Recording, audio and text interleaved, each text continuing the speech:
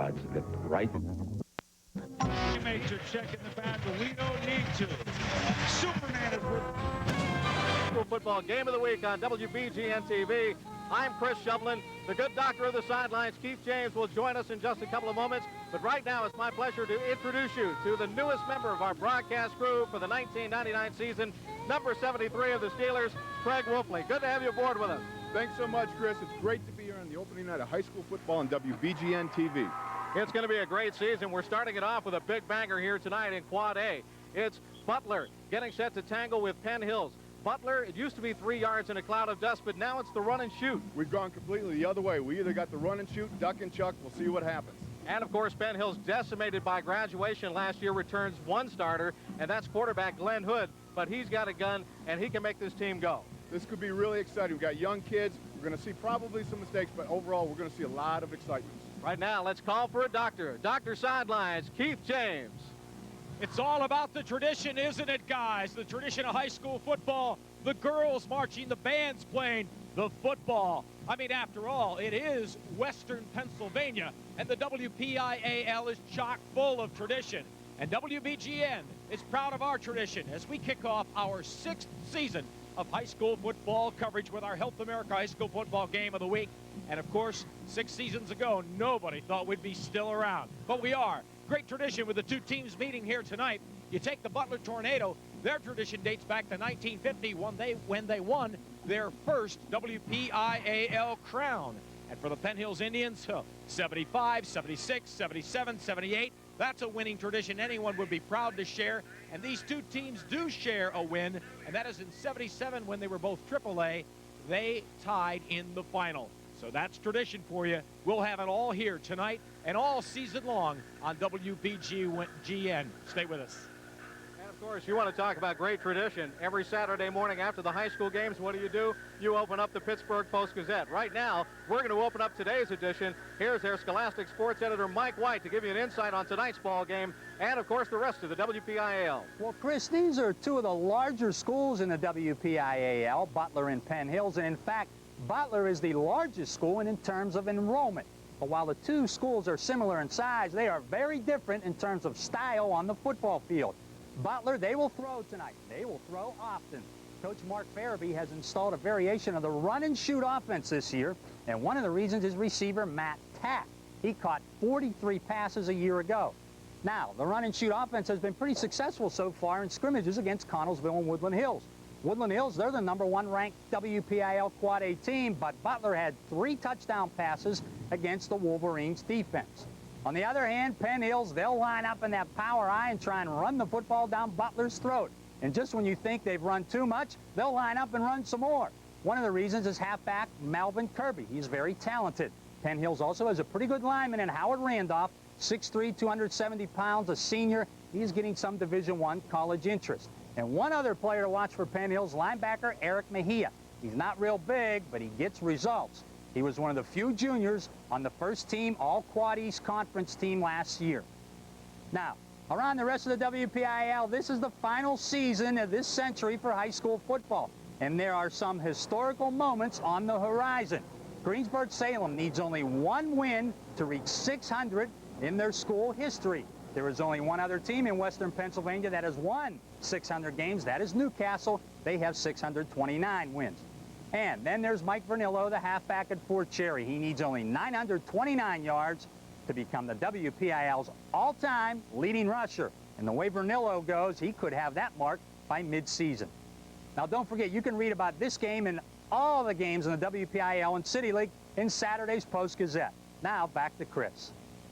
Thanks a lot, and we'll be reading that PG, no doubt about it. All right, Wolfley, you ready to go? We're ready to rock tonight. All right, how about you, Dr. James? I am ready. I'm going to give the game ball in advance to Craig for having the courage to team up with us. An early game ball, I love it. Stay tuned, kickoff coming next, Butler and Penn Hills right here on WBGN TV.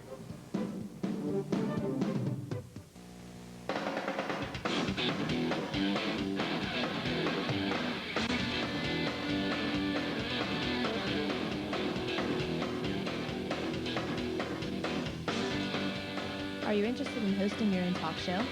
Would you like to participate in sports broadcasting? Do you like to film live events? Are you interested in reporting the latest news? Or would you rather work behind the scenes? Television production. Make your student body shine. Get involved today. And welcome once again to Butler. Chris Shublin, Craig Wolfley of the Pittsburgh Steelers formerly, and of course the doctor of the sideline, Keith James, as we look down out onto the football field. And we've got the officiating crew down there. That is referee Wayne Mattis with the toss of the coin. Golden Tornadoes wearing their traditional home blue and gold, a la Notre Dame, and of course Penn Hills in the big red. Although you have to color these guys green this year because of the youth. Absolutely. We've got a real young team here, and I look forward to excitement, enthusiasm, and the proverbial gaffes. Mark Farabee, the head coach of the Butler Golden Tornado, and a picture-perfect night here in Western Pennsylvania to kick it off, the lid lifter of the 1999 football campaign. Everybody's excited. We've got a full house on the near side, and fans are still trickling in. The Penn Hills visitors still making their way in. As we mentioned, Penn Hills very, very youthful. Not only did they have to replace just about the entire offense with the exception of quarterback Glenn Hood, and Melvin Kirby did play quite a bit last year, although he was not a starter. But they had to find a new kicker, a new holder, a new punter, specialty teams, even the defense. The two linebackers and two of the deep backs are here, but the rest of the defense had to be replaced too. Fortunately, they have the experienced water boys, so we're all set. There you go. That's all it takes. The kickoff is upon us. You got to love this excitement. Julian Penill will kick for Penn Hills.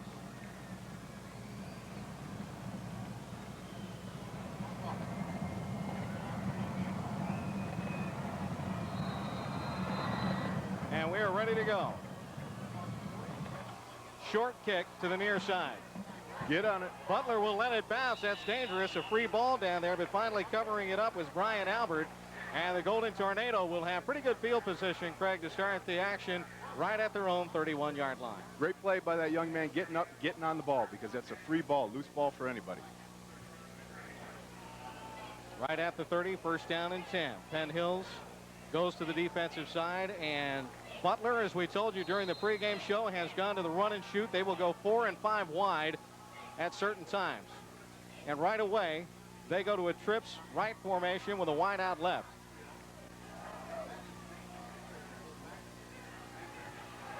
And Papania tries to roll and is sacked in the backfield for a 10-yard loss. Excellent defensive pursuit by the Big Red. Backside protection broke down. He moved out on the roll. He didn't have a chance to deliver the ball. This is Papania on the backside. You can backside. see the pursuit. Backside, see number 54 closing in. That's Jerome Whiting coming in on Mr. Hood, and he just took it down. There's a penalty flag out there on the field as well. And they're going to mark it off against Penn Hills. They'll take it back to the line of scrimmage. And we're going to see a 15-yard penalty against the Big Red on the first play from scrimmage. So what was to be a 10-yard loss for Butler instead is a 15-yard gain for the Golden Tornado. Great break.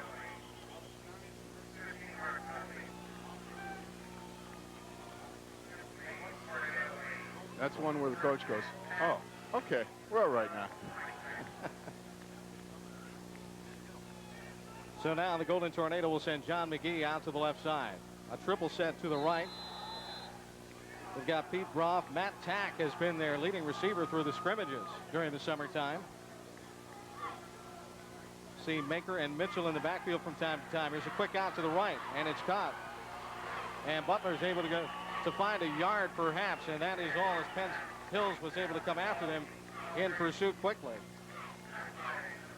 Up to make the play, Joe Ciccarelli, who came out of the safety spot, put a lick on the receiver. No gain. Quick pitch to the right, nothing really materialized out there. Good corner support by Penn Hills. Well, they will credit him with a yard, so it'll be 2nd down and 9. Now they're going to sprint out over to the right side as Albert takes it out there. A slot right, a slot left, and a single back.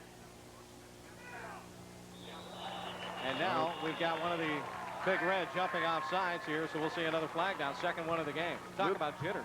jitters, little eager here. He's probably listening to the cadence of the quarterback, trying to get a little note inflection. He's got those quick feet, and he just got a little quick-footed there. So Butler will gain another 5 yards with the penalty. They picked up 20 yards just with the flags. And right now we're going to find out if the doctor is awake. Hey, doctor, the vacation's over. Wake up down there. Oh, I'm sorry, guys. I thought I could just go back to relaxing. I mean, since we wrapped things up last year.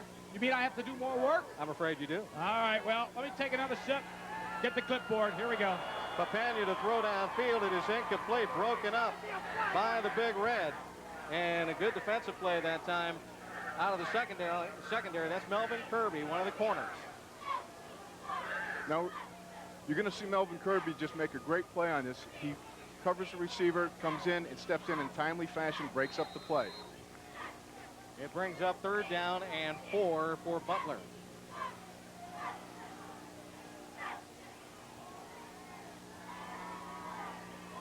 Now, the Tornado are going to tighten up a bit.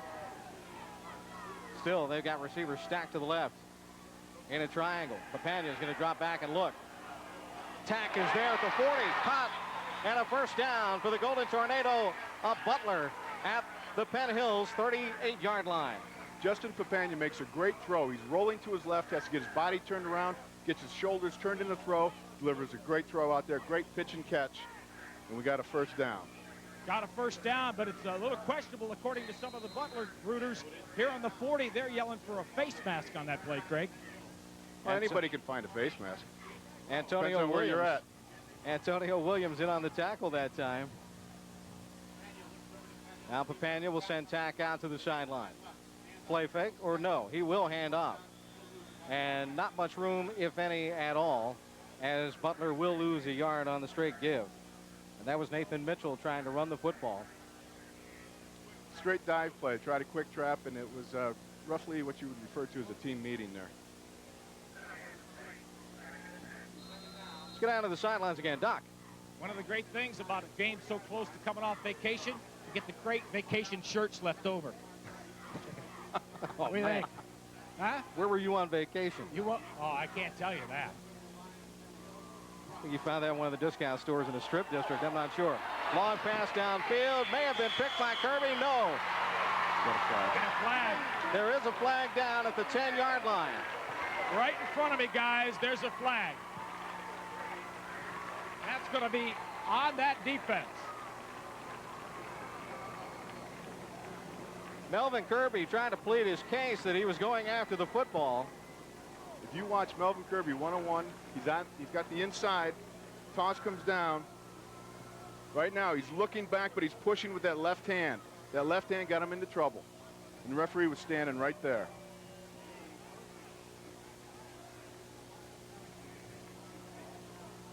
He and John McGee fighting for that football as it came down, but it will go against Penn Hills. Pass interference call. That's a lot better up there than it could have been down by the 11-yard line. Well, keep in mind, this is not professional football. The high school rule is not the death penalty as it is in the NFL. Precisely my point. 1st down and 10. Papania getting set to draw the snap. Rush coming. Pitch out. Mitchell. 20. 15. Mitchell with a nice chunk of yardage. About a 9-yard pickup before he's finally dropped on the play by the Big Red. Justin Papania rolling to his right, makes a nice little, it was just a 2-man option, little naked option. Pitches out. Prior to that opening kickoff, teams on the field warming up. Papania ran that play, that same kind of little hiding it right on the hip play. Of course, I'm not doing it quite as good as he does. He does that same kind of play he did at about 4 or 5 times prior to the game. And of course, sometimes you think those plays aren't what they're really going to run. Papania was hit, but he recovers, throws to the end zone. There's Matt Tack in the end zone. Touchdown, Butler. Fantastic throw by Justin Papania. They go down the sidelines here, isolate into the corner.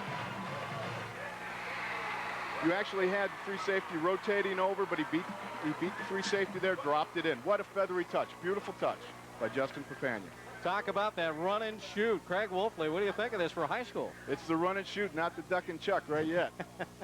Matt Tack, 43 receptions last year for 415 yards. Think he's headed in the same direction, guys? What a catch. This is going to be Justin Cherry for the extra point kick with 8:42 to go here in the first period. It's on its way. It is strong, and it's good. Timeout on the field. Butler takes a 7-0 lead here on the Health America High School Football Game of the Week on WBGN TV.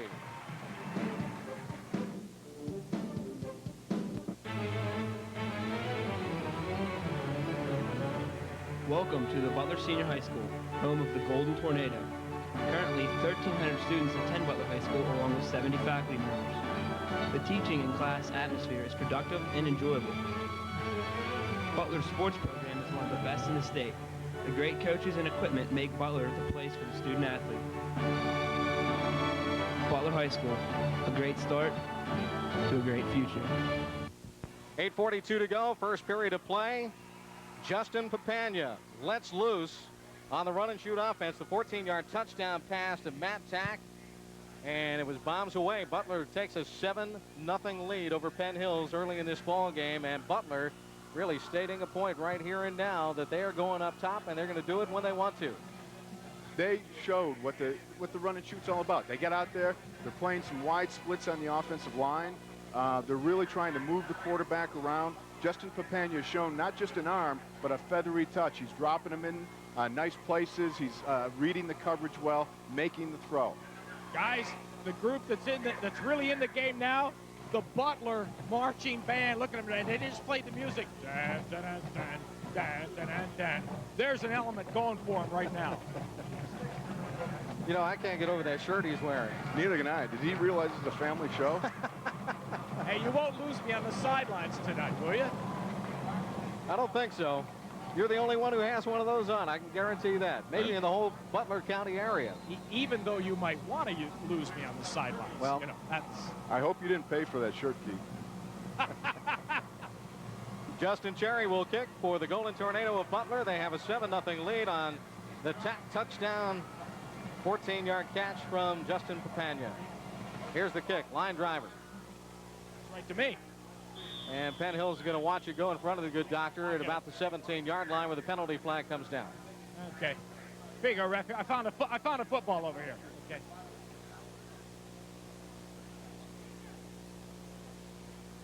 Join us tomorrow at 12 noon for an exciting look back at some of the greatest baseball players of all time. Generation of Heroes is fast-paced ride through the major leagues of yesterday and today. The program Generation of Heroes, the time tomorrow at 12 noon. The place, WBGN TV. Call your local cable operator for continuous coverage. Chris Shovlin with former Steeler Craig Wolfley and the sideline doctor Keith James with 8:42 to go here in the first period. Penn Hills will take the football at its own 35-yard line, first down and 10. A prescription for fun this year, huh?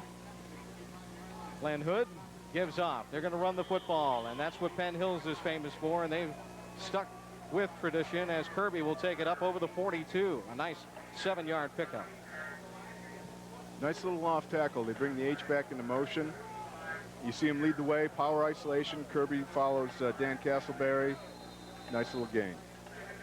Boy, this is a quick set, guys. That it is. They go right back to it, and here's Kirby again, picking and weaving and finding some running room close to the stick. He might be shy of the first down by about a half yard, just near the 45. Kirby shows a nice little bit of patience on that play. Look, he's looking to read the hole, but he's not panicking. He's not just bolt to the nearest thing. He's reading it, following his blockers. I'm still impressed with the quick set that Penn Hills took. Bang, bang, right off the start. This time they're going to take the traditional amount of time in the huddle. Now they break. Third down in inches. Here they come, power I, strong right. And Kirby with a big hole. Oh, my. How about the hesitation move around the left side, and he's down inside of Butler territory deep. And as he tried to make the cut, he tumbled himself down at the 23-yard line. A major gain. Penn Hills within striking distance now. You have to love Kirby's patience on this one. Again, he takes the ball, bounces it out, cuts. You see him put on the jets right here. He's heading for open ground. He's got good field vision. Watching, he sees the guy's got the angle on him, hangs on to that ball. Great run. Melvin Kirby last year totaled up about 400 yards and 7 touchdowns for the Penn Hills Indians. Guys, I think he'd like to improve upon that immensely and certainly has the potential. That run looks that way anyway. 30 yards on that play, guys. Here he comes again, this time up the middle, showing his power to the 15-yard line, and another 9-yard chunk of real estate. Great inside run. He's shown both the ability to take it up straight ahead and bounce it outside. If I may borrow a quote from Inspector Gadget, yowzers. Holy cow. This guy, you got to check him. Does Kirby have roller skates on out there, huh? We're going to check his conditioning tonight, that's for sure. Wow. Second down and 2. Sorry, Chris, but speaking of conditions, tremendous, ideal, beautiful skies, ground and turf in perfect condition. These teams are geared. No drought here in Butler, huh? Doesn't appear that way. Certainly no football drought. May have had the Kemlon man visit this place, I'm not sure. Now, Penn Hills is going to run the football with Dan Castleberry taking it up the gut. And he's going to pick up close to what's needed to get to the sticks. Let's see if he actually made it that far. Quick trap up the middle. Nothing really developed there. We are still very early in this ball game. The clock rolls right now with 6:06 to play here in the first period. Penn Hills is in the red zone right now. They're just shy of the 13-yard line with a yard to go for the first down on 3rd down. Butler has already scored a touchdown. They're up 7-zip. Power formation, both ends in tight. Kirby will dive over the line and get the first down to the 11-yard line for Penn Hills. And they keep the offense out there chugging along. Well, it's about time. We've seen everything else from Mr. Kirby. Now we see him take it airborne. We've seen him left, we've seen him right, we've seen him straight ahead, we've seen him bouncing it to the outside, keeping it straight inside, and now we see him airborne. Greg, my question to you, and of course not your professional expertise, but from a defensive perspective, what in the world can you do when a guy takes off on a great leap like that? You hope you have a great leaper on the other side. Why didn't I think of that? Head-on collision, maybe?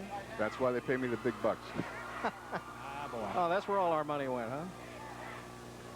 Now they're going to pass. Hood, a fader for the end zone, too far that time. Good thought for Penn Hills trying to mix it up a little bit.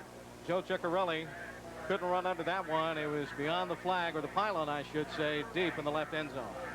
It's almost like they threw to tack. That's almost like what Butler threw to tack. Exactly, except Mr. Hood didn't have quite enough of a feather touch on. He's got to lay that up a little bit higher, give this man a chance to run under it, and then make a nice leap for it. So on an alley-oop pass like that, he needed a little more alley or a little less oop? He had a little too much oop, I think. Okay, all right, thank you. Now Hood's going to come out there again with a couple of wideouts to the right side. 2nd down and 10. Little misdirection, and now this will be Kirby taking it up the gut, and Kirby is down close to the 5-yard line. Kirby's going to be the workhorse here tonight.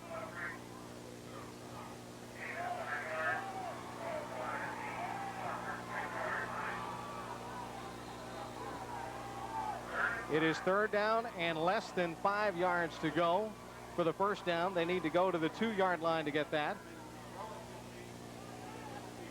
Or will they try to take it all the way into the house? 55 yards rushing for Kirby so far in this ballgame, gentlemen.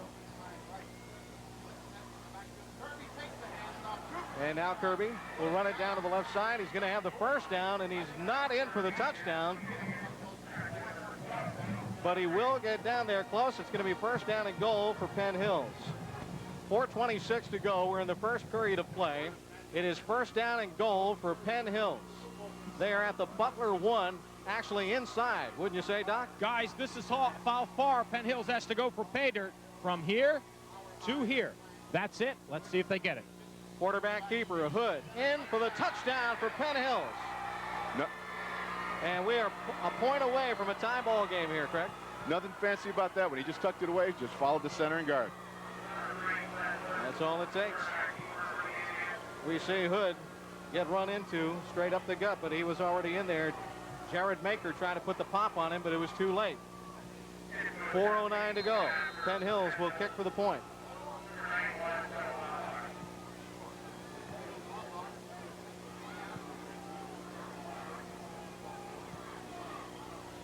Joe Laubach will head to the 10-yard line to try to boot this point through the poles. Tie this ball game up. It's on its way. It's strong, and it's good. Tie ball game, 7-all. Penn Hills and Butler with 4:09 to go first period on the Health America High School Football Game of the Week on WPGN TV. Every year, same book, same people. Do you see your friends? I didn't think so. Do you want to? Then join Yearbook. Are you tired of that boring study hall where all you ever do is sleep? Do something fun and productive. All you have to do is join Yearbook. See your friends on those pages, not theirs. 4:09 to go here. First quarter, tie ball game, Penn Hills. And Glenn Hood's 1-yard touchdown dive ties this ball game up. And I'll tell you what, if this is any indication of what this 1999 season is going to be like, this is going to be a great one. We got offense, and more offense. And it used to be that the defense had the advantage in the first couple of weeks. That's exactly it. Usually it takes the offenses a while to catch up. The defense is because it's much more aggressive and basically a simpler game plan. I mean, it doesn't take much to be a defensive player, just a rockhead. Spoken like a true offensive lineman, or a hog, as you like to call yourself. As a hog, brother. As a hog. Proud member, card-carrying hog. Laubach's going to kick off for Penn Hills. And this time it's going to be away down to the 7-yard line. And the return will get back out to about the 27-yard line. That's where Butler sets up shop, and the doctor is set up down on the sidelines. The first smiling face on the sidelines to join me is your name? Amanda McCafferty. Okay, Amanda here, one of our Butler Golden Tornado cheerleaders. Amanda, question. We know the football players work during August to get ready, and the bands, what do the cheerleaders do to get ready? Well, we go to camps. We went to Penn State, and we did very well there. And we work we only have about 1 month break the whole year. It's a whole year-round thing, and we work really hard. All right, we'll find out. We'll watch you all night long to see if that work paid off. All right, thanks. Okay, Amanda's going to go to work now. So am I. I'll watch you.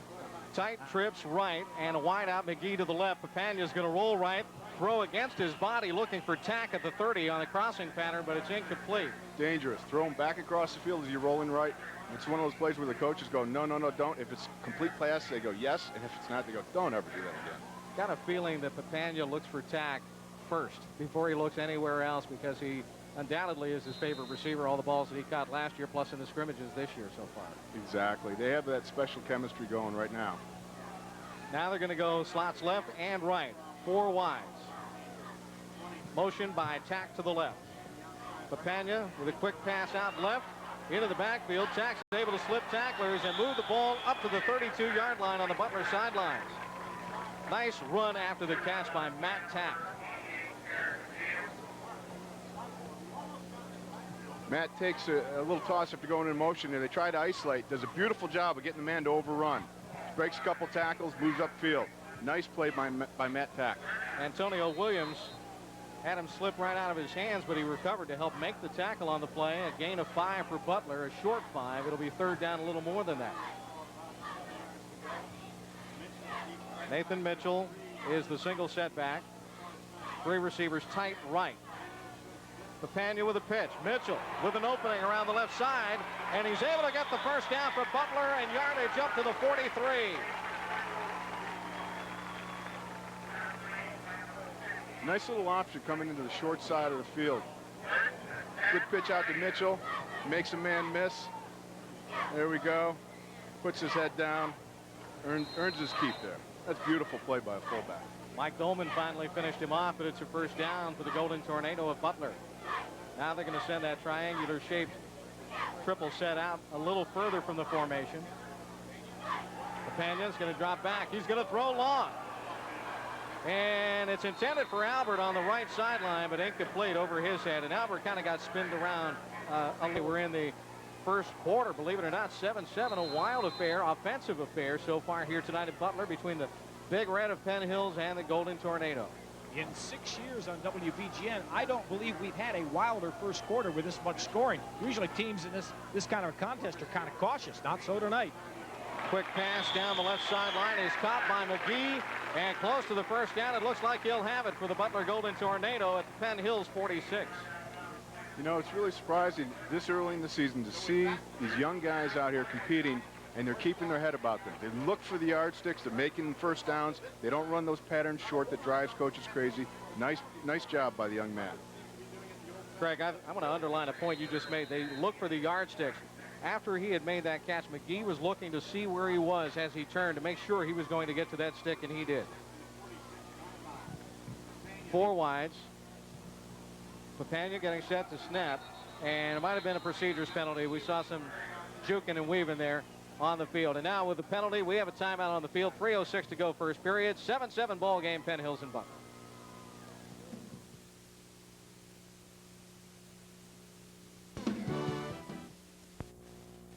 Butler on the offense as we return to action here. First down and 15 after the procedure call. Papania looking over the middle. Tack is there at the 40. He holds on as he is hit and gets bumped down at the 36-yard line. Another first down, or close to a first down. It might have been a 14.5-yard gain. They needed 15 to get to the stick that time. Let's see it. Wow. Beautiful play here. Pitch and catch. He looks it right into his hands, heads downfield, hangs onto the ball. Joe Ciccarelli came up to put the shoulder pad into him to knock him down. I tell you what, you got Papania and Tack really doing a great job of having some chemistry here.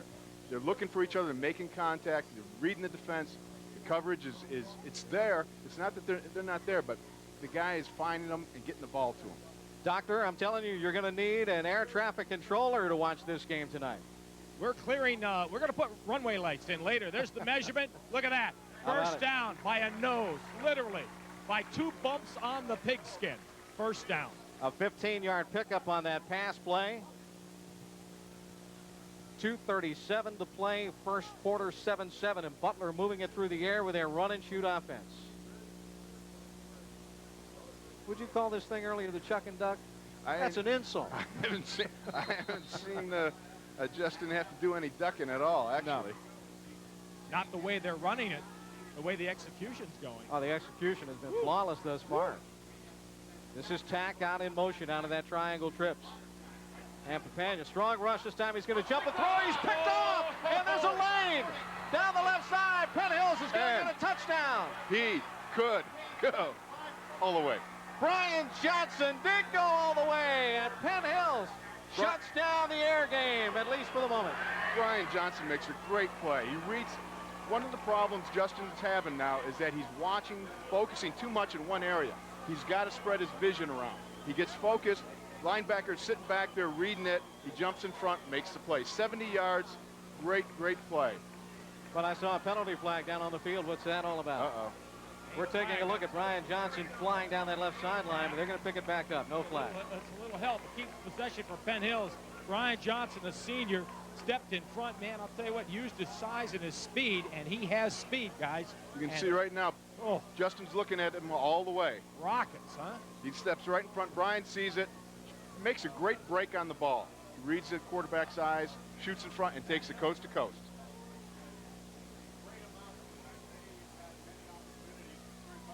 Now let's see what's going on here. Penn Hills is going to be called for clipping. So they will have the football, but no touchdown. That's too bad because Brian Johnson was gone with that pigskin, and a 70-yard return nullified, although Penn Hills does have the ball back, but a clipping penalty will nullify the TD. Huge break. Wow. So the score remains 7-all. Glenn Hood running the offense for the Big Red of Neil Gordon. Kirby to the left, ducking, weaving around, finding holes down to the 42 in Butler territory. Down to Keith James on the sidelines now. Doc. Just because there was a turnover, don't think the offensive unit is not working. Coach Mark Farabee with the guys. He told them, pick it up. Okay, let's get our heads focused. And look, they're working on it. They're not going to let those mistakes happen again, and they're going to get right back in this ball game. Don't count them out at all. So home of the Hogs. I hope you genuflected while you're down there. Those sideline meetings. Now, Craig Wolfley knows those sideline meetings well. We're going to tap his cranium and try to find out what happens in those things, because he was with the Steelers all those years and, a season or two with the Vikings as well. Now Kirby takes a crack as he tries to come around the right side, and he'll get inside the 40. He's close to the first down marker. Big hit by the Butler Golden Tornadoes that time. I am so impressed with Melvin Kirby. It's amazing. He's got the offensive line. They're up there. They're getting cracks in there. They're taking good splits. They're getting little traps, hitting inside out, driving the guys out. Kirby's making the yardage. You can never have somebody making yardage unless you got those big old hogs up front slugging it out. Justin Cooksey put a pop on him to keep him away from that stick. It's 3rd down and 1. There's Neil Gordon on the sidelines checking out the action from the far side, the visitors' side of the field. 3rd and short. Kirby trying to slice through low off the left side. Did he get it? Again, Cooksey was over there with a bunch of his blue and gold mates. Troy Banner's leading the way on a short side trap. And they have it, Craig. Oh, it's terrific stuff. You got to love when you see one of those big hogs running sideways. It's beautiful. You get those big old trotters. They get out there and slug it in. Now you can stay up to date each week with the news from NASCAR Winston Cup Busch Series and Craftsman Truck Series. Join host Joe Moore on Raceline as he reviews the previous week's races and previews the coming week's action. That's Raceline tomorrow night at 6:30 on WBGN TV. Call your cable operator for WBGN TV. Kirby for Penn Hills, 9 carries, 69 yards so far in this football game. It is 1st down and 10, the Big Red with the ball. 9 seconds left, first quarter. Kirby again, right through the pileup in the middle. There was Cooksey of Butler, number 77, in there, putting a helmet on him. And that is the end of the first period of play on that particular play, as Cooksey was helped out by Dean Selfridge on the tackle. After 1 quarter, it is Butler 7, Penn Hills 7, right here on the Health America High School Football Game of the Week on WBGN TV.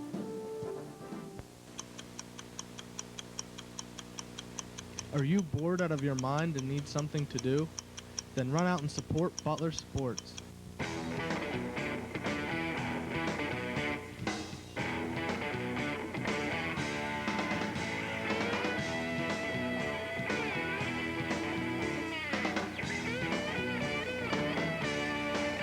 Come see Butler Sports blow away the competition. Back here at Butler, Neil Gordon and his team should be up 14-7, but a clipping call on an interception return for what appeared to be a touchdown called back. Instead, it's a tie ball game at 7-all, and Penn Hills with the football right now. Craig Wolfley of the Steelers with 2nd down and 8 showing.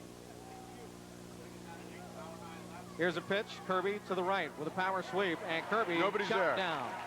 Great play. Defense comes up on the far side, overrides the blocking, makes it. Damon Graham comes up, makes a big stick. Graham, number 19. Right here as he moves up to the short side, long side rather. Check that. Number 41, Jared Maker, comes up and puts his helmet on him. Good tackling for him. Yeah, Butler, well coached. A loss of about 1.5 yards, and it's going to be 3rd down and 9. I guess you'd call this the Kirby show, huh? So far, so good. 11:27 to go. We're in the first half, just underway here in the second period to be precise. Penn Hills with the ball. 3rd down and 9. And now a draw. Kirby. Oh, a little stutter step move. Got him a little bit of action there, but he only could advance that football up to the 35-yard line. He's going to be shy of the first down by a good 7 yards as we head back down onto the field to get the bird's eye view of Keith James.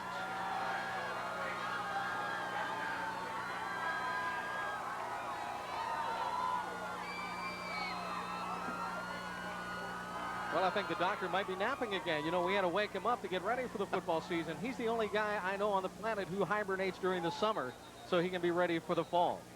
Right now, we have a break in the action, 10:44 to go in the first half. 7-7, Penn Hills and Butler here on WBGN.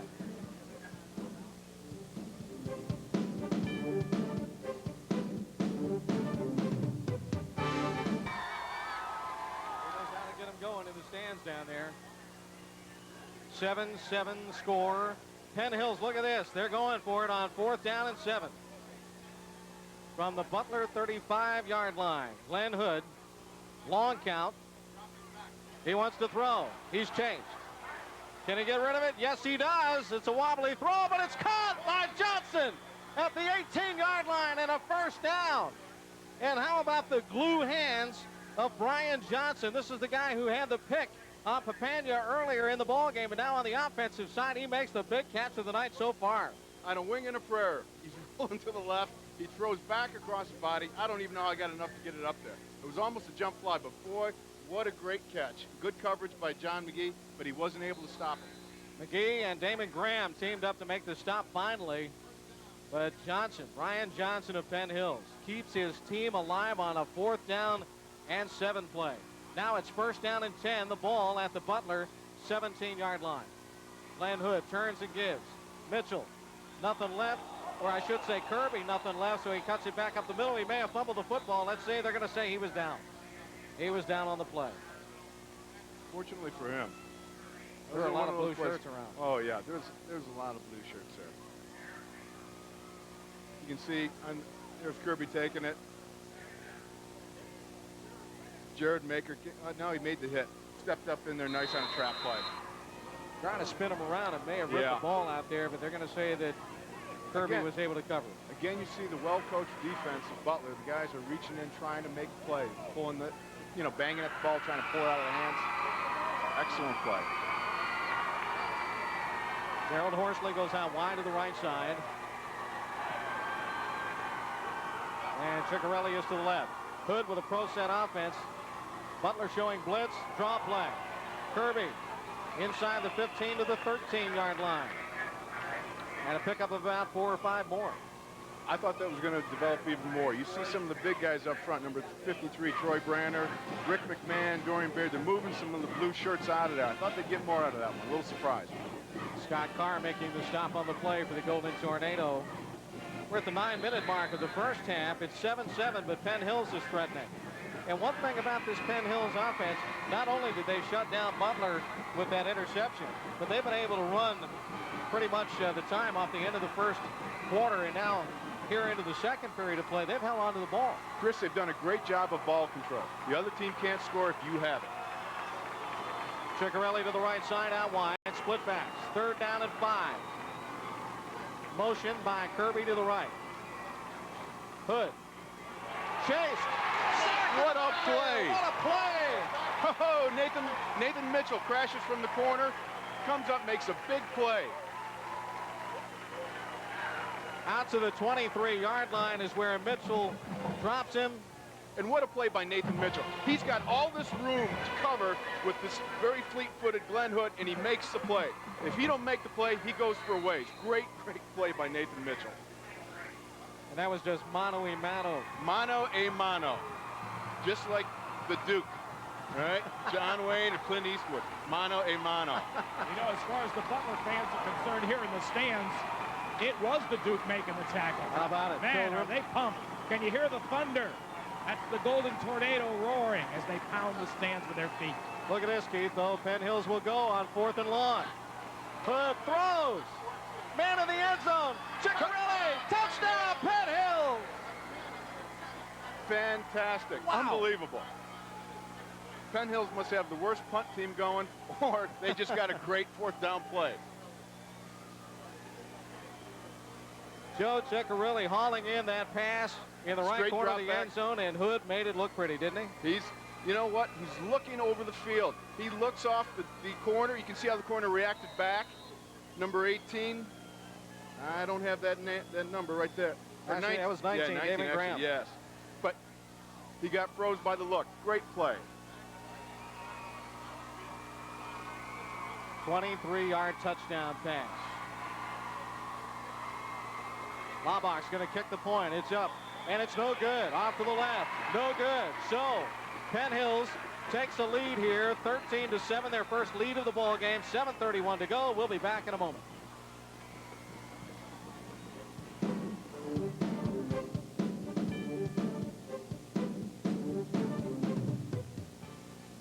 Guys, I happen to think me giving the game ball to Craig at the very beginning, I think that was pretty big. Don't you think? That You was wanted huge. it back. I think the gutsiest play of the game might be you wearing that shirt. Here's the return by Graham, and helmet to helmet. He is popped at the 29-yard line and downed immediately. Good return and a good tackle there by Penn Hills, and coming up to put the pop on him that time was 58, Mike Dolman, I believe. He was in on it, number 55. Jim Johnston, big stick up there. Anytime, that's what you call deceleration trauma. when you're running straight up the field at high speed, at full speed, and all of a sudden you come to a stop. I've got a feeling, Keith, that this guy has learned this terminology honestly. Yes, I think so. Paid for with many bruises. Chuck Knoll used to refer to that as football physics. Our new member of our crew here this year, Craig Wolfley, former Pittsburgh Steeler, and we have a timeout called by Penn Hills. So we'll take a break ourselves. 7:24 to go, first half, 13-7. The Big Red on top on the Health America High School football game of the week.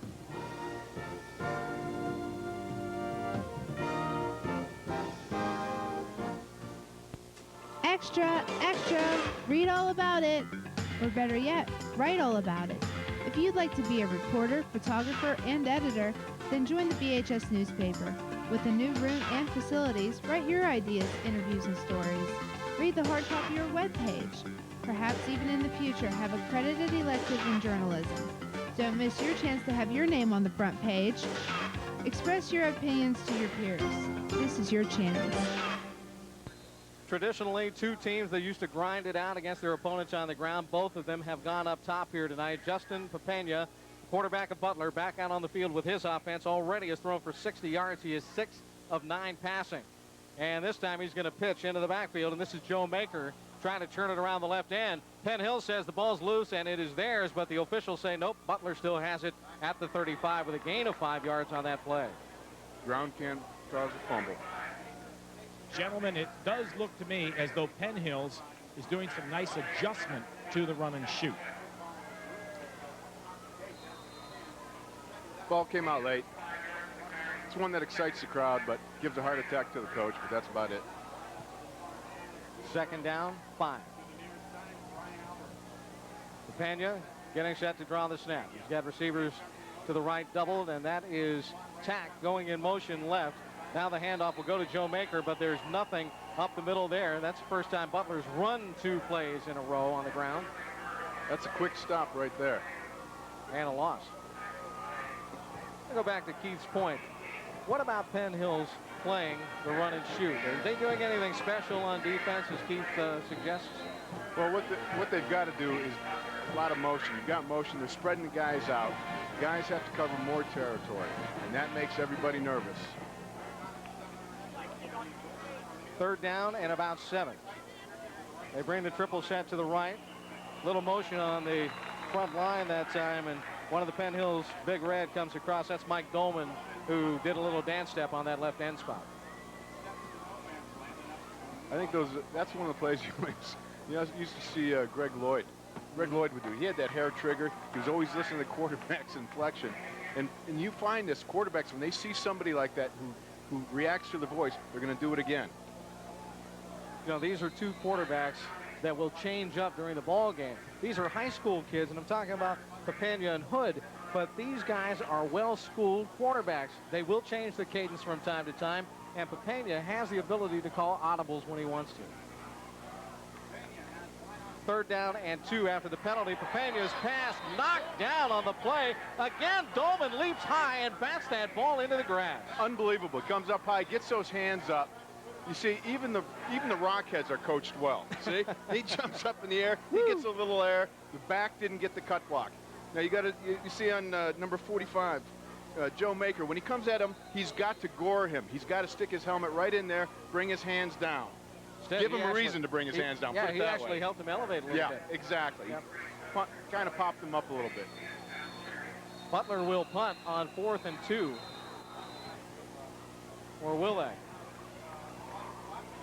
See, Penn Hills may have jumped over the line of scrimmage. Let's see. The official's going to talk. Wayne Mattis is the referee. He and his crew conferring. Keith, what's happening down there? Can you tell? I think the future is happening with a couple of Butler midget players. Your name is? Andy Tonini. There's Andy, and over here? Joe Salsover. Okay, Joe, and what level are you playing at Butler? 7th grade, 8th grade, midget league. And midgets, okay. And what position are you playing? Running back. Okay, and where do you hope to wind up someday? Out in that field? Yeah. All right, that'd be pretty good. Andy, how about you? What position are you playing? Center. Okay, and you must like to get your head banged around then, huh? Yeah. Yeah, not much smarter than Wolfley, are you?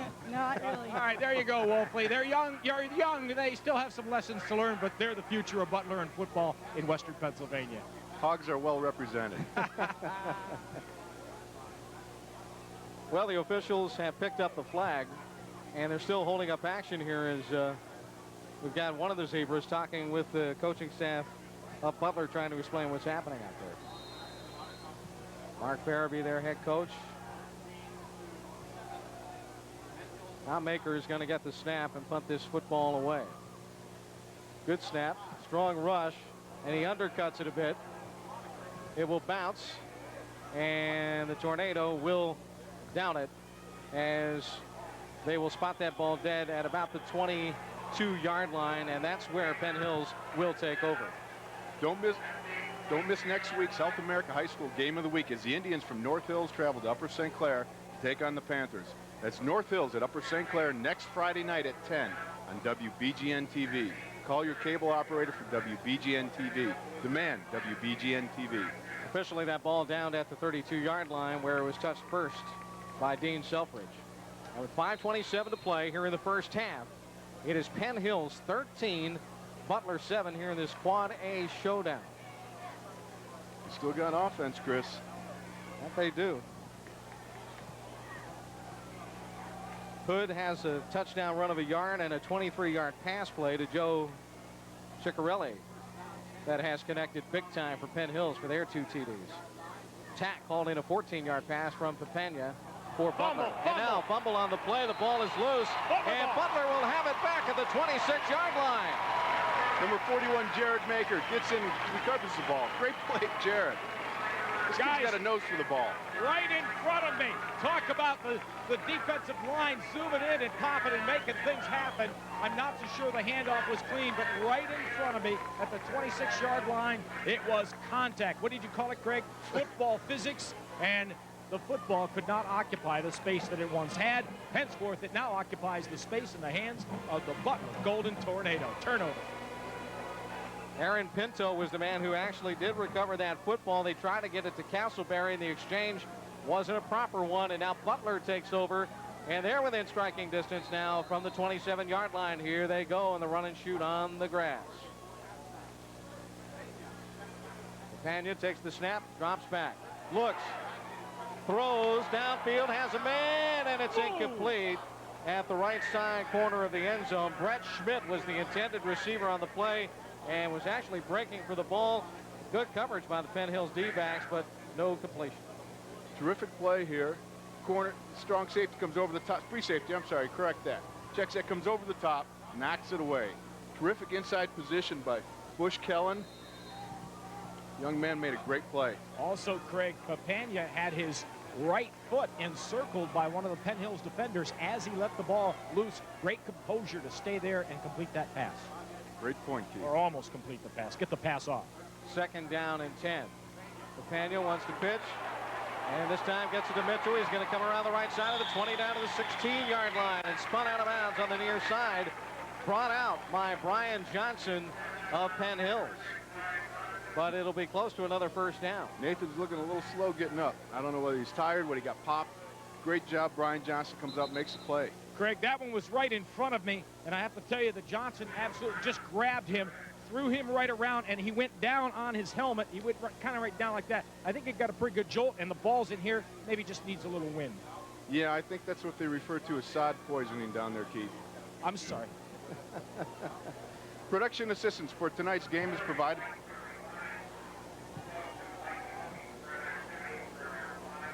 Production assistance for tonight's game is provided by D&G Rentals. D&G Rentals is your grand rental station in Beaver Falls. Give the rental pros at D&G Rentals a call at 724-843-5500 for all of your rental needs. 13-7 the score. Penn Hills on top of Butler right now. And they brought the chain crew out to measure the down, and it indeed is a first down for the Golden Tornado. By inches, I might add. Are we getting down to nose measurements again? Yeah, absolutely. That's about the 3rd or 4th time tonight. That's how tight these two teams are going to play it the rest of the way, I think.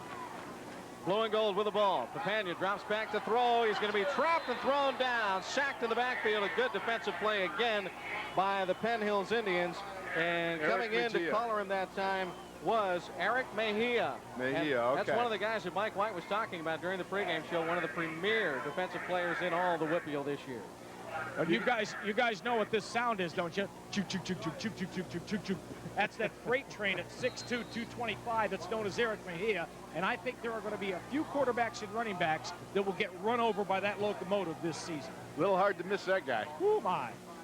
Butler loses about 8 yards on the play. They're going to send the trips to the left. Papania needs some blocking. He's going to step up in the pocket and then fire out left. And it is caught in a crowd over there at the 15-yard line. Hauling in that football is Brent Schmidt for Butler. Beautiful play. In the middle of what my dad used to refer as the crocodiles in the swamp that you're supposed to be clearing, he lets the ball go. Justin Papania lets it go. Who's number 21? Who we got on that?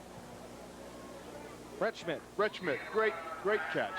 Great job. Great composure by Justin Papania. You saw Melvin Kirby, too, jump up high, trying to knock that ball down just as it got there, but it just cleared his fingertips. Feather touch.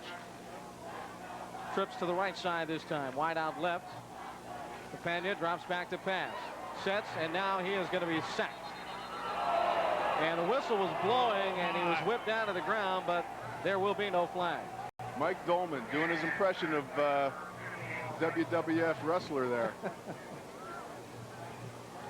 Have you gentlemen made note of the fact that the WBGN high school football coverage includes those guys that are getting ready across the way there? And that, of course, that's one of the bands that we'll see. Our coverage includes everything. It's the event that you want to see. The high school bands, that's Penn Hill's getting ready. Butler down there, we'll have them for you in about 3 minutes and 40 seconds. Clock's rolling. Stand by. Hey, those guys and gals practice just as hard as these guys out here in the blue and gold and the red and gold and white. Absolutely. Field goal attempt. Here it goes. It's on its way. It's tall. It's long. And it is good. He's got a leg. How about that? Butler gets on the board again.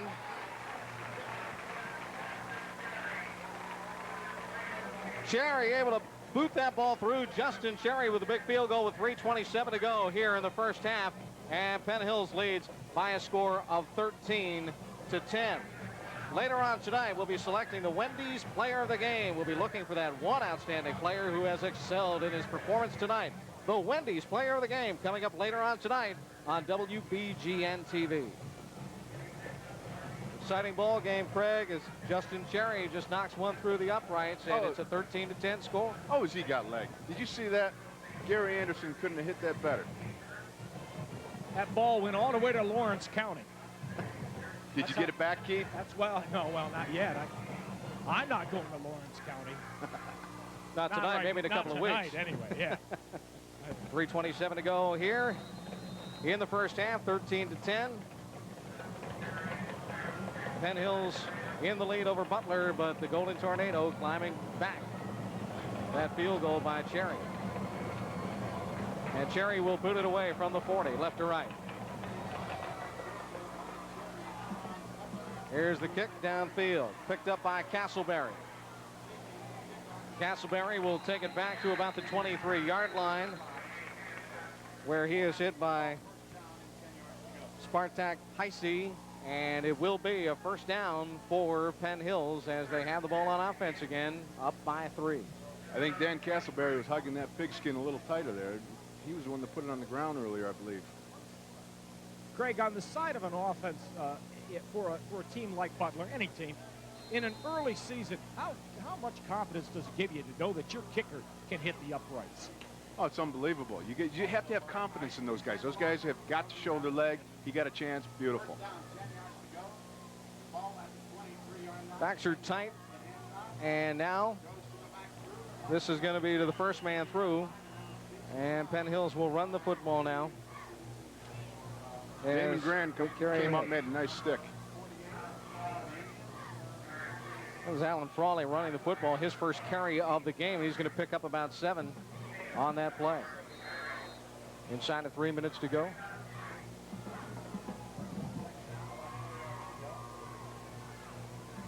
(13-10), Penn Hills in the lead. Glenn Hood getting set to draw the snap, does so. Gives off, second man through. Kirby hurdling. And a first down for Penn Hills as they bull their way out to about the 44-yard line. Melvin Kirby. He goes up the middle and he gallops and he hurdles and he gets it. Quick trap. You know what's really interesting? You see Kirby go up inside here. you know what? It's hard to see the guy. Now, some of the holes that are getting ripped in there, it's no problem, but he gets behind some of those big hogs and heads upfield. It's really tough to get a hit on him. And he runs low to the earth.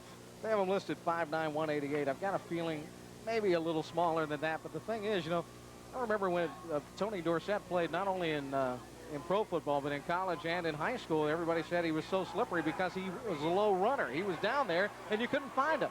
Now Hood scrambles and throws. He throws into traffic and is picked off by Matt Tack of Butler. Tack at the 30, 40, and he slides down at the 46-yard line. Butler back in business with 2:01 to play, and this run and shoot, they can run that 2-minute drill now here and go into the lockers perhaps with another score if they get opportunistic enough. We're going to see how fast they can get back, line up, and go, see if they make some calls at the line of scrimmage.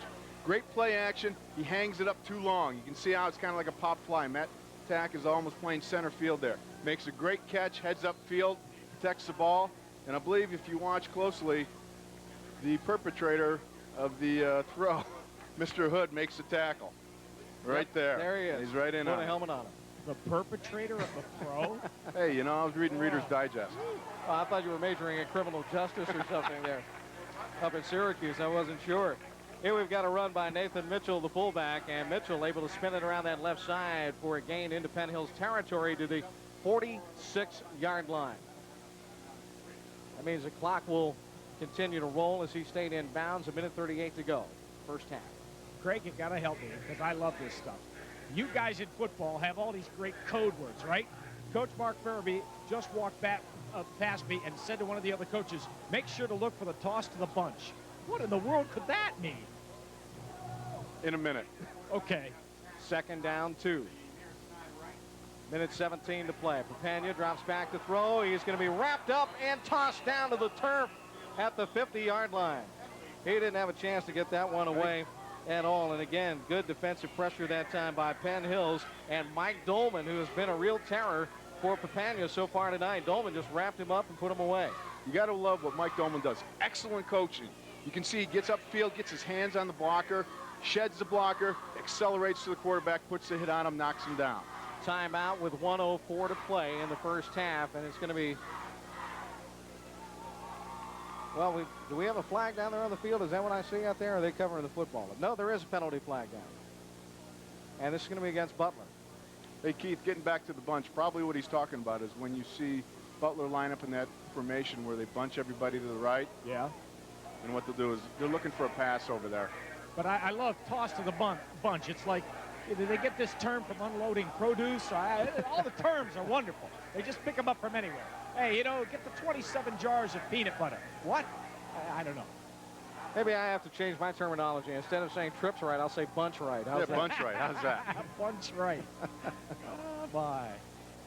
All right, there was a penalty against Butler. They've marked it off. It'll be second down and just about 17 yards to go. The ball sitting at the Butler 39.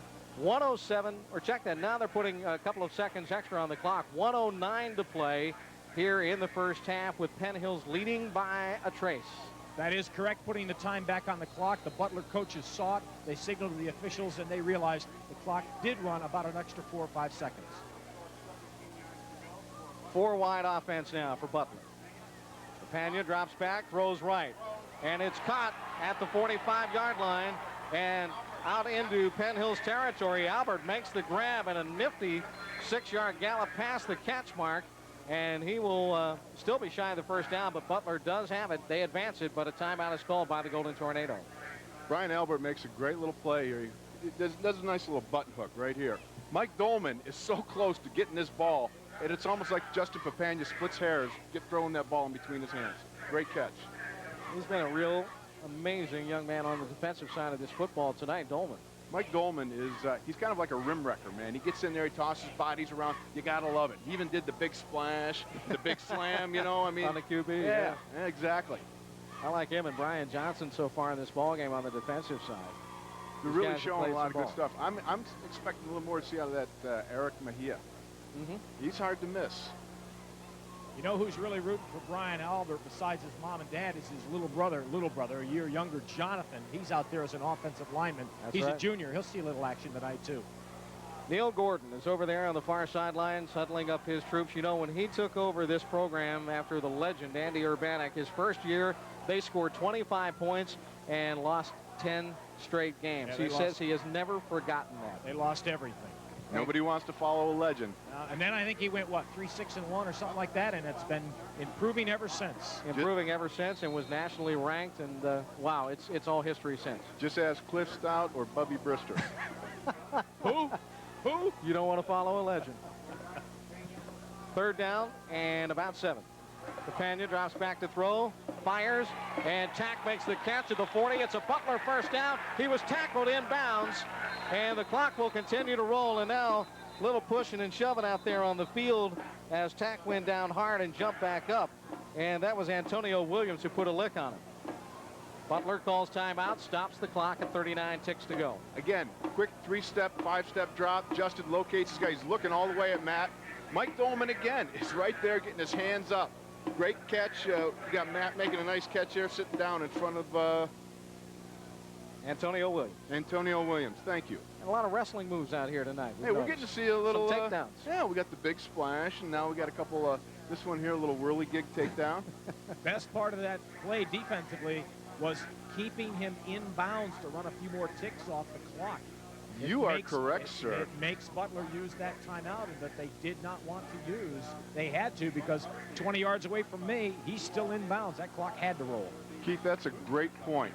I thought they just kept you around for your dancing ability, too. Right on. I got you all fooled, don't I? Heads up play. All right, now you talk about heads up stuff here. Let's see what comes out of the bunch. First down, 10 yards to go. Butler with the ball, but only 39 seconds left. They've used 3 timeouts here in this series. Watch the bunch now. From the 40-yard line. 13-10, Penn Hills leads by 3. Trips to the left side, or should I say bunch left. Papania drops back. He wants to throw right for Tack. Tack shakes out the defender, makes the catch, but he was out of bounds at the 19-yard line. A nifty move after the football, but a little too far over the boundary. And Antonio Williams was covering on the play and got shoved out of the way on that one. You got a little isolation here. You got the bunch going, and then they come back on the other side, on the short side to Matt Tack. One-on-one, trying to clear a side. And did he try to put both feet down or what? Oh, he was stretching it. He just needed a few more toes. Needed one of the Keith's toes. You only need 1 foot in high school. Exactly. So which foot was it? Either one. Actually, it was neither one. That's why they're Neither back one. up here at the 40. It's 2nd down and 10.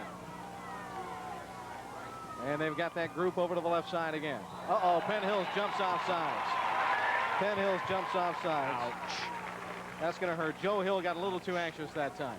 Ouch, ouch, Justin ouch. Papania's got his mojo going. He's got a little bit of that voice inflection. He's catching them guys. It reminds me, one time we played in Buffalo, the only first down we had in the entire first half was when Mike Webster squeezed the ball on 2 successive plays in a row, and Fred Smirlis jumped off sides. So it might not just be Justin. We might have a center down there maybe squeezing the ball a little bit. Speaking of Buffalo, they're up there tomorrow night, your old mates. Absolutely. In your hometown, Orchard Park, In my New York. hometown, land of the chicken wing, brother. There you go. Little celery. Some Marzetti's dressing. Here's a quick out. Tack makes the catch. Stays on his feet. He's at the 25 to the 20. Down to the 16, and he gets out of bounds, stretching that ball over the boundary line with 27 seconds to go. Butler with another first down and still with the offense out there. Now you can see where they're really isolating on the Penn Hills defense. They found a little soft spot here. Justin Papania drops one in quick to Matt. Matt Tack takes it, shakes tackle here, and he's brought down and knocked out of bounds by Kellen Bush. Now they're going to send that triangle to the left side again. 3 receivers left. 1 man right is McGee. Mitchell is the lone setback, and Papania is at quarterback. He's going to run the option. Pitch. Mitchell 20, 15, up the middle to the 10, and he's down at the 6-yard line with 20 seconds to go. The clock will continue to run after they reset the ball and the chains. Now Butler has signaled for timeout, Chris. On the sidelines, Butler coaches were giving the big T. I don't know that if a player did it. Keith, I actually thought they had called their 3rd timeout earlier. So did I, which means apparently that would be a delay of game. Apparently not. It must have been one of the timeouts must have been Penn Hills' call. So Butler does have this timeout. They're able to stop the clock. 20 seconds to go here in the first half. 13-10. They're down to Penn Hills, but they're threatening here as we get set to go to the lockers for halftime. And now the kids trying to fire up the crowd. Nathan Mitchell is a truck. He's been taking this option and just sticking it right to Penn Hills. Nice tackle. Joe Hill made the hit on that play. Kellen Bush, after making the stick on the previous play, overruns the play. Again, it's Nathan Mitchell, the truck. Close to a full house in the stands here at Butler tonight. The Golden Tornado. And the Penn Hills Big Red. Revving it up for another time here in the quads. 20 ticks on the clock. Butler with the ball. It is first down and goal. 2 running backs in this time. The Panda drops back, rolls right, looks. Short toss to the fullback coming out of there. That's Maker, who makes the grab right at the belt buckle at about the 3-yard line, and he tumbles out of bounds on the near side, stopping the clock with 14 seconds to go. A lot of action for a little ground game there. They're going to say step down at the 3. It's second down and goal from there.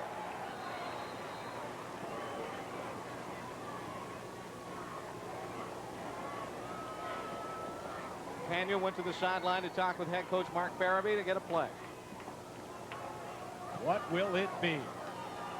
Tack is to the left side. Otherwise, it's a very tight power set. Strong right formation. Turns and gives. This will be a running play. They're going to try to carry it up the middle, but Brent Schmidt is stopped in the backfield with 9 seconds left. Butler needs to hurry to get set to try to Kill the get a clock. snap and kill the clock, or try to run a play. They're not going to be able to do either. And that is the end of the first half of play, and Butler cannot get in the end zone. That's where it will stop. Whoa! What an end to a dramatic first half of football. 13-10. Penn Hills takes the lead here tonight. How about Great this first series. half? Great series. We've had an exciting first half. Great series. Going down to the end here. At the end, losing those timeouts really cost Butler. Needed to go in the end zone in that last play. You can't afford a simple dive play where you can see just what happens. Clock runs out. Let's go down to Keith James with Coach Neil Gordon of Penn Hills. Neil Gordon, one starter back on offense. Mr. Kirby running like he has rockets strapped to his ankles. Are you pleased with your offense thus far? No, I'm embarrassed by our offense. We fumbled the ball. We're making stupid mistakes. It shows that we have one returning starter on offense. We're playing like a bunch of people that haven't been out there before. I guess it's an exercise in patience for me right now. I'm displeased. Okay, how about on the defensive side of things? It appears as though you're dealing and maybe adjusting to the run and shoot of Butler. Well, we've been practicing against it all week. It's tough in one game to adjust to a run and shoot. Penalties and mistakes are killing us. Right. The first drive, too many men on the field, not enough people on the field, and a stupid interference penalty there, another interference penalty. So we've really given them the opportunity to move the ball down the field, and they're a skilled group of kids, and we can't afford to do that to them. Neil, last question before you head to the locker room.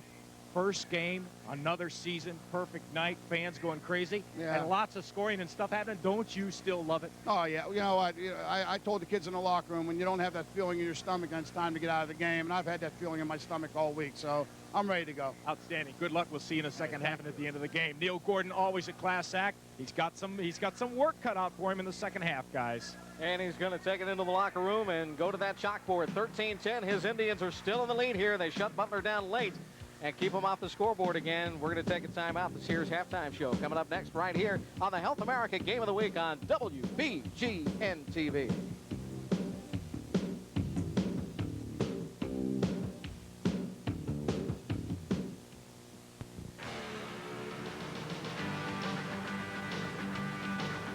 Learn the basics of producing and shooting your own shows in a newly constructed studio, complete with brand new furniture and shooting equipment. If that doesn't sound like you could learn editing. Our new toaster system has state-of-the-art graphics and video editing capabilities. We also have extensive audio mixing and dubbing equipment. So join the fun. Join the video club.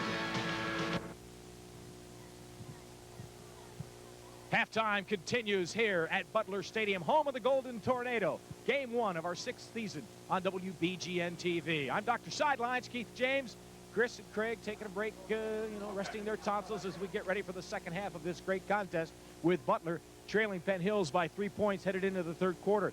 We have the Butler Golden Tornado Marching Band ready to go, and their associate director for the band, Mr. Jeff Kroner, is joining me, and you're joining me because where's the band director? Well, the band director is right with the pit and the percussion right now. We all have a certain role to play, and he's a percussion specialist as well, so that's where he's at now. Outstanding. Brand new program. What made you think, how do you come up with a new program every year? Well, we take a lot of time about in April or May and listen to all the music, come up with some concepts. We actually had a song written for us or arranged for us this year. It's pretty hard to find music that's suitable for a band this big. Wow, you had a song written for the Golden Tornado Band? Well, it was arranged. With our theme this year being kind of that it's a dream season, we had When You Wish Upon a Star arranged specially for the band. We will play that in the parade at Disneyland when we go to Pasadena. Ah, that's what I wanted to ask. There's a little trip in the future, isn't it? Rose Bowl, huh? Just a little trip. We were one of the bands selected for the Millennium Rose Bowl on January 1, 2000. One of the special things about that, we had to charter our own 747 plane to fit the 360 kids in the group. Wow, let's listen to what we might hear with the Rose Bowl parade. Thanks, Jeff. Here's the Butler Tornado Marching Band.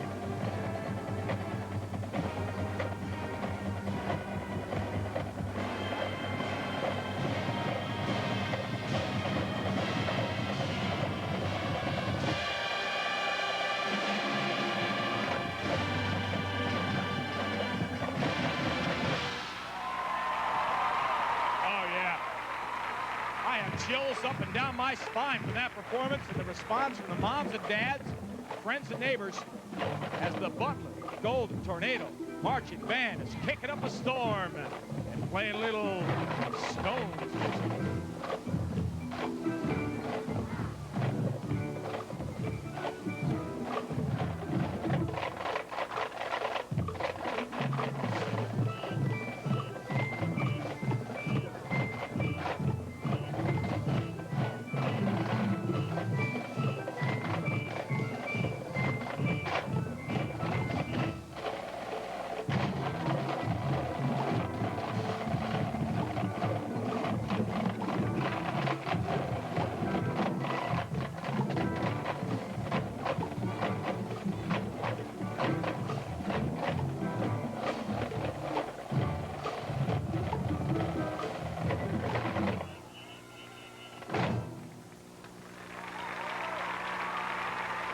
The young ladies in white trimmed with gold are the Butler Golden Tornado dancers.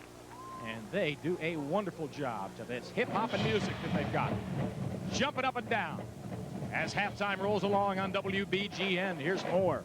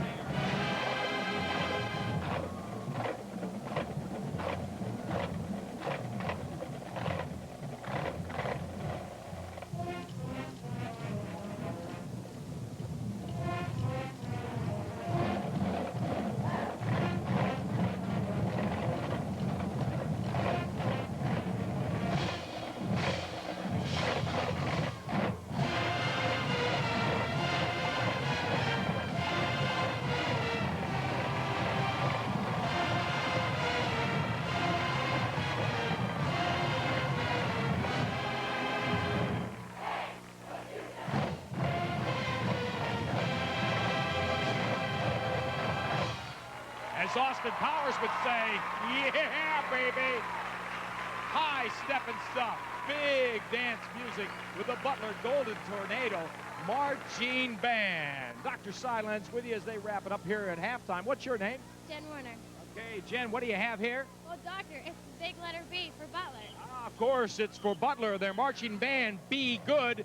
We will be right back on WBGN, but first, Chris has to say this. I have to say tonight's halftime has been brought to you by Sears, the good life at a great price guaranteed. I am in awe of the sound of these bands. It has been fantastic. Wow, what a halftime show from Sears and WBGN TV.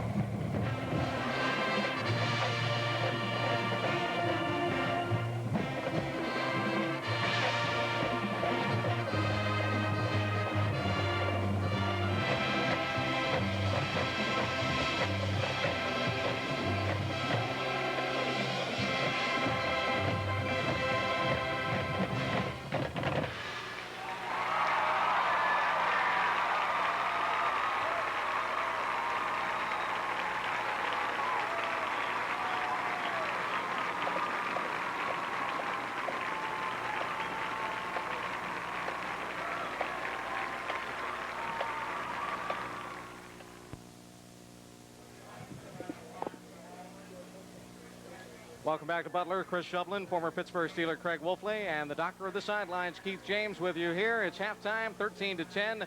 It is Penn Hills in the lead here over Butler, and look at those numbers in this first half of play. Of course, right away you go to the passing yards for Butler with this run-and-shoot offense, 113 yards, and the quarterback having a whale of a night so far, Craig. Oh, Justin really looks sharp. Throwing the ball up there. You see he's making quick reads, and he's got a nice feather touch. I really like how he approaches playing quarterback. Great job. 11 of 17 for that 113 yards passing so far. 140 total yards for Butler. Meanwhile, for Penn Hills, 134 total yards. 94 of those belong to Mr. Kirby. I tell you what, he's done it all. He's been to the right, left, taking it top side, hitting between the tackles. Really impressed with the young man. He's done a good job carrying the ball so far. I think it comes down to, I have seen that face before. When the sideline doctor was meeting with Mr. Gordon, Neil Gordon there, the head coach, I have seen that face. If you took a mustache off, if you took that off, you'd see Chuck. All right, let's see if we can see Chuck in this guy's face. Keith James with head coach Mark Farabee of Butler. Keith. Mark Farabee looking awfully serious as he gets his first game under the belt for this new season. Mark, your kids look fired up. The crowd's fired up. You have to love this. It's fun, isn't it? Well, we're working like crazy out there. We've always had overachievers, and you know, for them to take on the #4 team in the WPIL, it's an accomplishment right there. But, you know, we got 24 minutes of football left, and we're going to give it our best shot and see what happens. And that and the rest of the season, we look forward to a lot of fun. Let me ask you about young Mr. Tack and Mr. Penn. Man, I'll tell you what a combination you have there. Well, Matt's experience from last year, everybody knows about him, but Justin's been a real pleasant surprise. He's worked incredibly hard on the offseason and proven to be our leader. He's very poised and composed up in there, makes excellent reads. So as he goes, probably so go we. Okay, I said I was going to ask you 2 questions. I lied. I just thought I got to ask you, is the run and shoot working for you the way you want it to against Penn Hills? Well, it's a version of run and shoot. You know, we're going to run the ball at times and stuff like that, sometimes successfully, sometimes unsuccessfully. But, yeah, you know, we saw some matchups we liked on film, and we're trying to exploit that to the best of our advantage. And sometimes it works and sometimes it doesn't. Only a 3-point difference. Not bad. Let's have some fun in the second half. Well, we'll go at it. All righty. Thank you. Classy guy there, Mark Farabee, and you heard it. His kids are poised, and they're excited. He looks pretty serious, I think, too, guys, don't you? Well, Craig Wolfley, you keep reading faces of these coaches, and these guys do have their game faces on. It's week 1, but they're ready to go at it. Neil Gordon had the Chuck Noll Bulldog face. Mark Farabee had the Chuck Noll, I'm feeling rather pleased, but don't want to let the cat out of the bag type face. So what we're going to do is we're going to see what they come out with in the second half. I expect a little spit and fire coming from the Penn Hills guys, and I would see that, I can really see where they're really trying to key on getting Matt Tack and Brian Albert sitting down in soft areas in the zone. They really are looking for those matchups, and they're attacking it quite well. Got a feeling that Coach Farabee would have been smiling perhaps a tinge more had his team gotten in the end zone in the last 9 seconds of play. They did not. Absolutely. They went down, they made it, they had a great drive going there, but you also got to say that's part coaching too. Ran out of timeouts and putting the ball on the ground towards the end there. That's tough. They had a couple pops, maybe could have gone in the end zone, but you know what? Like I've always said, it's real easy to say that from where we're standing. No question. That's why it's up here, and we're comfortable, and you know, they brought the soft drinks in. We're ready to go, right? And we're smiling. We're having a great time. That's because no one's hitting us. That's right. Nobody's hitting us yet. Yeah, so Wait far. till the parents start chasing you down the street after you call one of these games. No, I'm just kidding. High school football, it's back for 1999 right here on WBGN. It's 13-10 at the break right now, and Papania had a 14-yard pass to Tack to get Butler on the board first. Glenn Hood responded with a 1-yard run for Penn Hills, and it was tied at 7-all. But then Joe Cicerelli caught a 23-yard pass from Glenn Hood. The kick failed. Penn Hills went up 13-7, but then Cherry came in and booted a killer 35-yard field goal. That thing could have gone 55 yards, I think. It was a hard line drive, end-over-end kick. 13-10 is where we are right now. Butler trailing here at home for the lid lifter, the first game of the season. Objects traveling that far usually have passengers and stewardesses on it. That was just one heck of a kick. You got to like that leg. Captains are meeting on the center of the surface right now as we're getting set for half number 2. Of course, the doctor, he must have been preparing for this game all summer long. That's the only thing I can think of with that Hawaiian shirt that he has on. And, you know, people are asking, people are picking him out of the crowd and saying, Keith, where did you find this fashion? Well, you know, quite frankly, I hope that he didn't blow his budget on that shirt. Yeah. Chris, I have to let you know, the truth of the matter is that this shirt I picked up at a yard sale at Craig Wolfley's house over the summer. Craig doesn't remember it, but his wife sold this to me for 50 cents. Okay.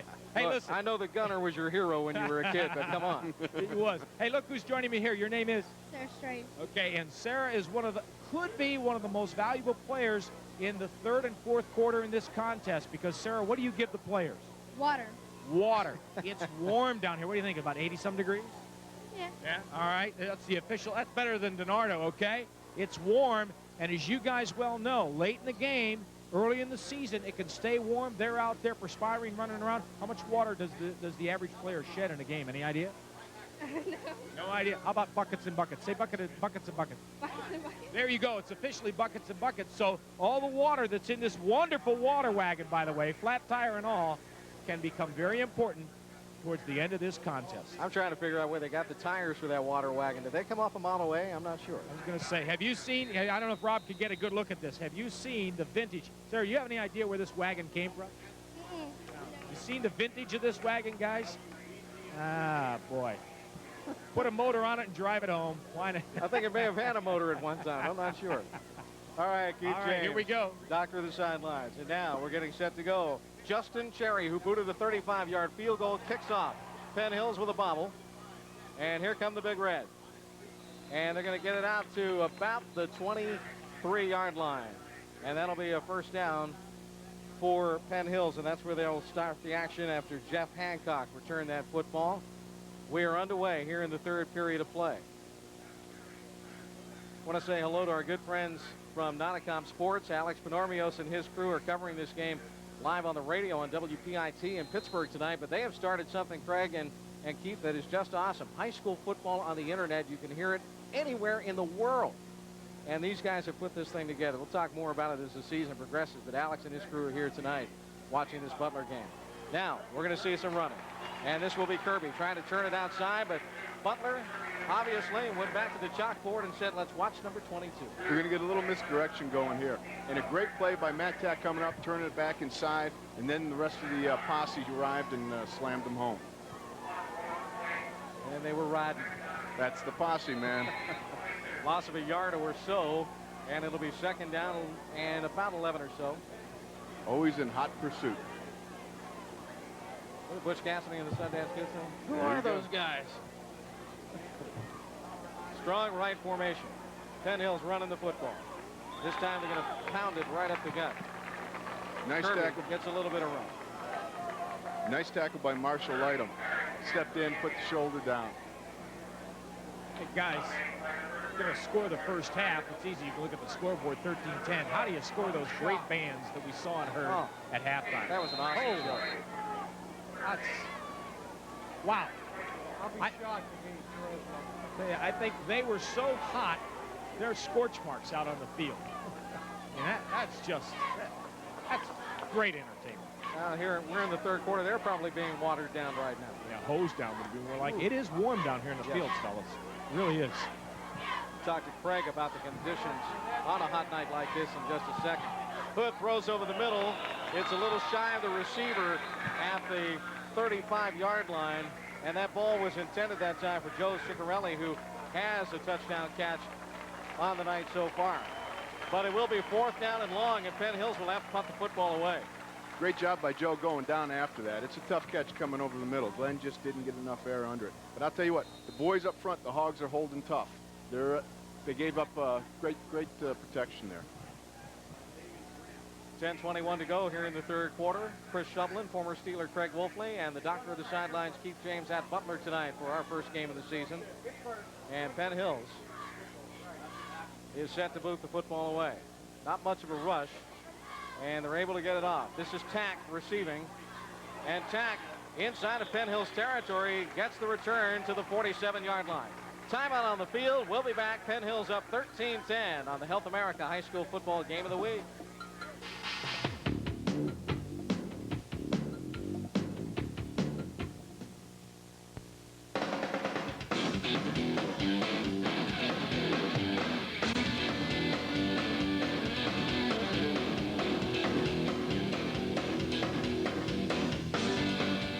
Are you interested in hosting your own talk show? Would you like to participate in sports broadcasting? Do you like to film live events? Are you interested in reporting the latest news? Or would you rather work behind the scenes? Television production. Make your student body shine. Get involved today. Hot night in Butler. Hot football on the field. 13-10. Penn Hills in the lead over the Golden Tornado here on WBGN TV as we get the season cranked up. See Matt Tack, number 5 in the blue and gold for the Butler Golden Tornado out there with it. First down and 10 after his return. And I am so impressed, Kirby. Chris, with Matt Tack. You know, this young man is playing it all. I mean, he's returning punts, making tackles on defense, making catches on offense. Really like his play. Tell you what, we're looking at Matt Tack right now, and you know, later on tonight we're going to have to pick a player of a game. The heat is definitely going to be on us as Wendy's names a player of the game. Here's a pitch and the spin, and that running the football is Nathan Mitchell, and he made something out of nothing. Talk about players of the game. If I can get back to that thought for a second, Craig and Keith, you know, we're looking at Mitchell on the Kirby Mitchell on the other side of the ball, and you know, we're looking at a guy here, or Melvin Kirby, I should say. We're looking at a guy here who's playing both sides of the football as well, offense and defense, and he has just about 100 yards rushing. It's going to be tough. It's always going to be who comes down winning, too. Well, that's going to help. That will Penn help. Hills is in the lead right now. Never hurts. Papania drops back to throw in a rush. He's going to launch one downfield, intended for attack. It's tipped away and incomplete. Antonio Williams broke up that play nicely for the Penn Hills Indians. That was an excellent defensive play, as Tack did have a couple of yards on him, but Williams was able to close well. Break it up, indeed he did. Jumping high, getting his hands up. Matt Tack, though, again, playing aggressively. He goes after the ball.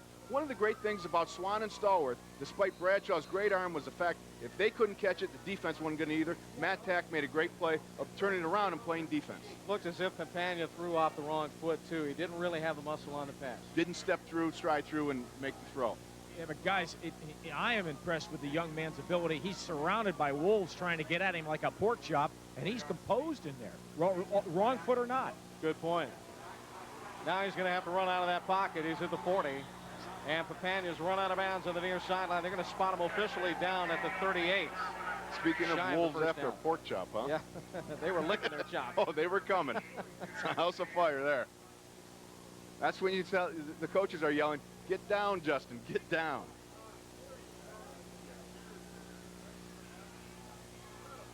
Here's another guy, Papania. You want to talk about a Wendy's player of the game. He's got to be into the consideration factor as well. Exactly. Do we get any kickback from this? I mean, if they get Wendy's some player biggie of the game, fries or something like that.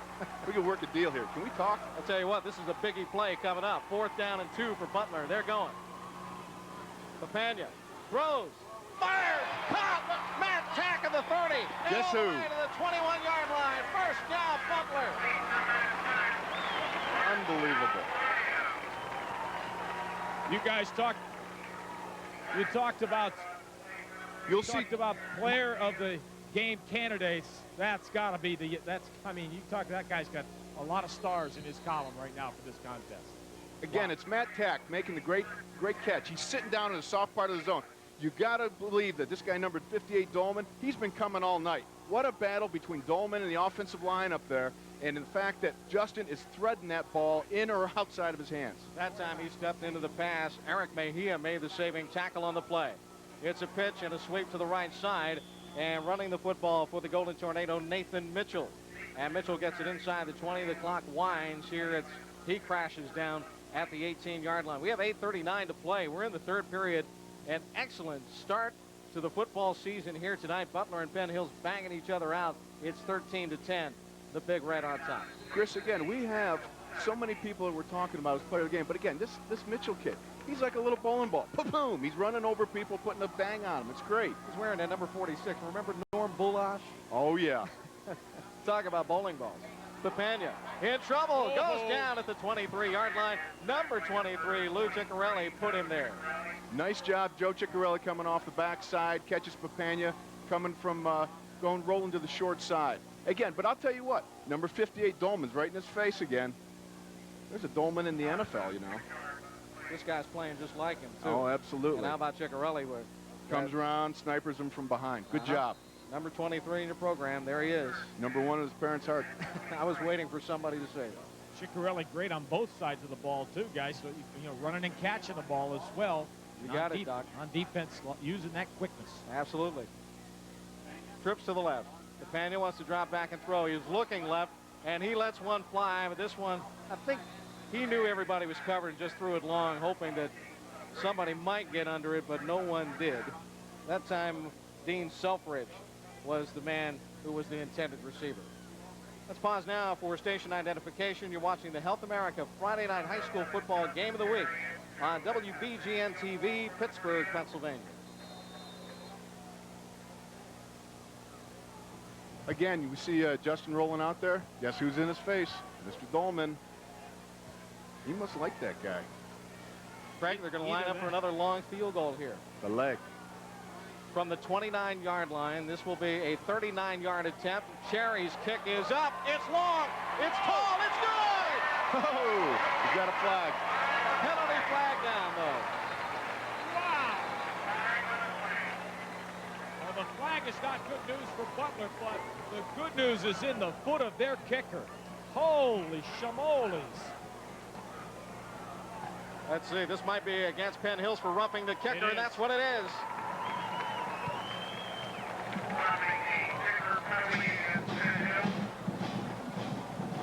you take the points back off the board. It's the old axiom, never take them off. See what they're thinking. I think Mark Farabee is going to go otherwise against the axiom, Greg.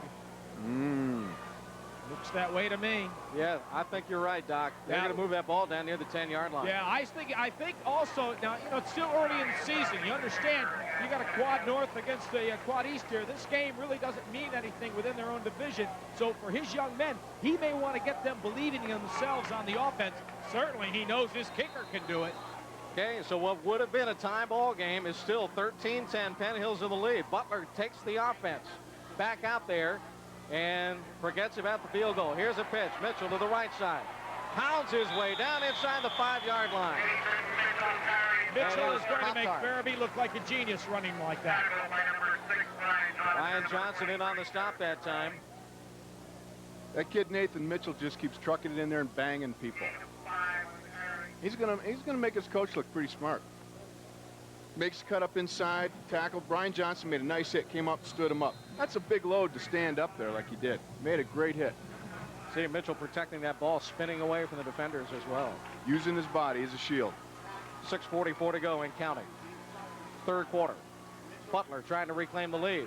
Papania throws for the end zone. Deep jump. No, incomplete.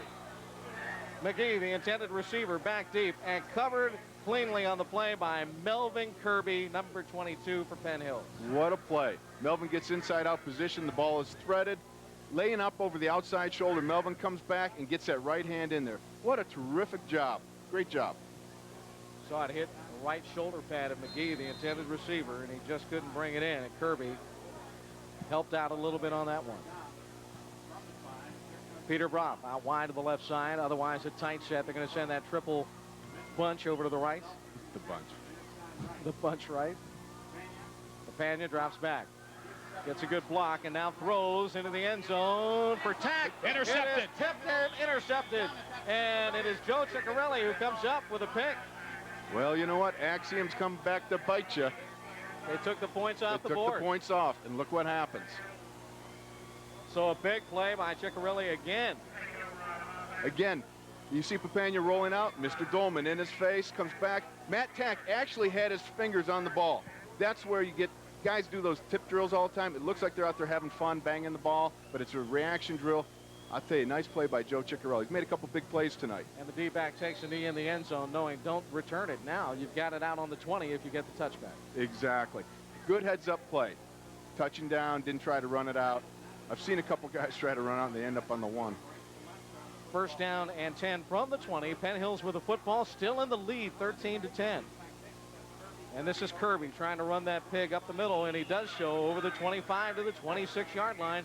Good, tough, hard-nosed running by Kirby, who can do a little bit of that, do a little bit of finesse. You never know what's coming at you. Trying to run the pig up the middle? What is it? Is the guy, is this like Green Acres now? He's on the farm? Or? Well, it's a little porker. You know, you tuck it under your arm, and you hope to make it home for the oven, right? Man, I love it. You gotta love the way Melvin Kirby is always leaning forward. He runs leaning forward. He's falling forward. Great job of getting positive yardage. Can you teach that? You know what? Most of the time, no. You either have it or you don't. So he's a runner, born that way. Born to run. Quick pass over to the right side. Ciccarelli makes the catch and is spun down on the far side of play, but a first down for Penn Hills. Defensively, Damon Graham came up and whipped him down, but it was too late. He got to the stick, and Penn Hills continues to move the ball. Nice little out pattern by Joe. Made a nice grab. Sat down, runs off the defender, comes up underneath, catches it. Good pass by Glenn, too. He's got to get his rhythm back. He's been handing off most of the time. I see Mr. Kirby's just now gone over 100 yards. 102 to be precise on 22 carries, Craig. Absolutely. First down and 10. Penn Hills ball. 5:39 to go. Third period. They're still in the lead, 13-10. Here comes Kirby. Can he keep his feet? Running laterally and able to turn it upfield for a gain, even though there were blue shirts all over him. He'll pick up maybe 4. Little misdirection trap play. Comes back to the long side of the field. Little shake and bake. Almost shakes himself out of his shoes. But at the same time, we got number 12 coming up, making the hit. That's Dean Selfridge. Yeah. Nice play by Dean, not getting faked out. Also, John McGee on the assist on that tackle. Gain of 4, 2nd down and 6 for Penn Hills. Butler had the score tied and decided after a roughing the kicker penalty on the field goal to take the points off the board, keep the offense out there. They got intercepted in the end zone, and Penn Hills is now on the attack offensively. 13-10, Big Red on top. Here comes Kirby, spins away from would-be tacklers and bounds his way out to the 47-yard line for another Penn Hills first down and a gain of about 10 on the carry. How about this name for you, number 22? Does that Mercury Morris ring a bell with you? That's going back a ways. The old Miami Dolphin great running back. How does this guy find a way through there? I don't know. That's like it's like putting a camel through the eye of a needle, for crying out loud. I mean, there's just no room, and he squirts through. Beautiful. Mercury Morris, Eugene Mercury Morris. Eugene, played at Avonworth High School. That could have been like a trivia question. Yeah. First down and 10. Penn Hills in a pro eye. 4:19 left, third quarter. Hood is going to take his time and draw the snap. Quick pass. Floats one out right side. It's caught on the sideline. And this will be Gerald Horsley going all the way for the touchdown. And all the way he did.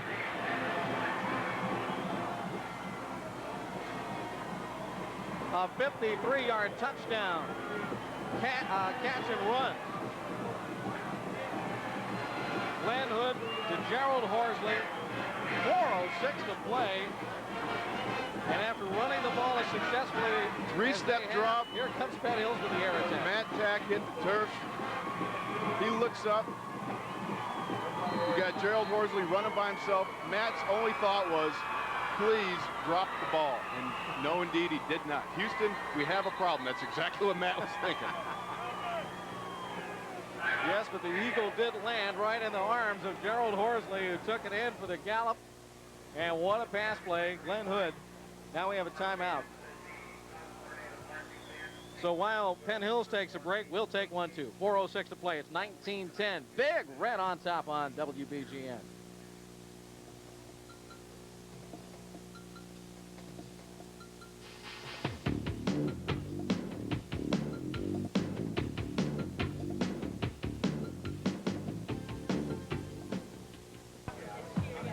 Alcohol use is the #1 drug problem among teenagers in America.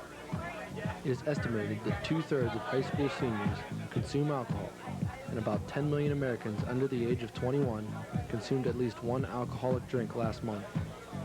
Reducing underage drinking will reduce later tragedies because more teens die from alcohol overdose and drunk driving crashes than from all other causes combined. There is also considerable evidence that those who drink at a younger age are likely to develop alcoholism later in life. You might be witnessing the destruction of young America. But you don't have to drink to have a good time.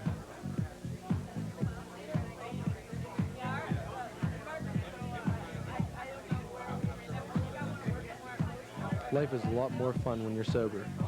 Stop underage drinking. Tell you what, Penn Hills is getting on it right now. They're going to go for two. Play fake. Hood rolls right.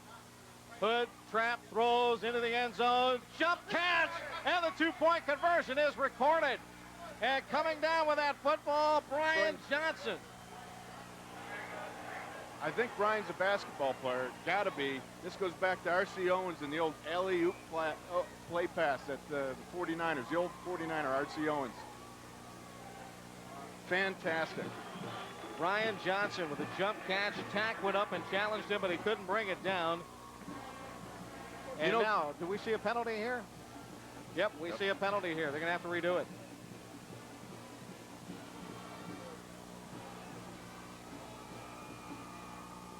And it's going both ways, I believe. Or is it? No, it's going to go against Penn Hills.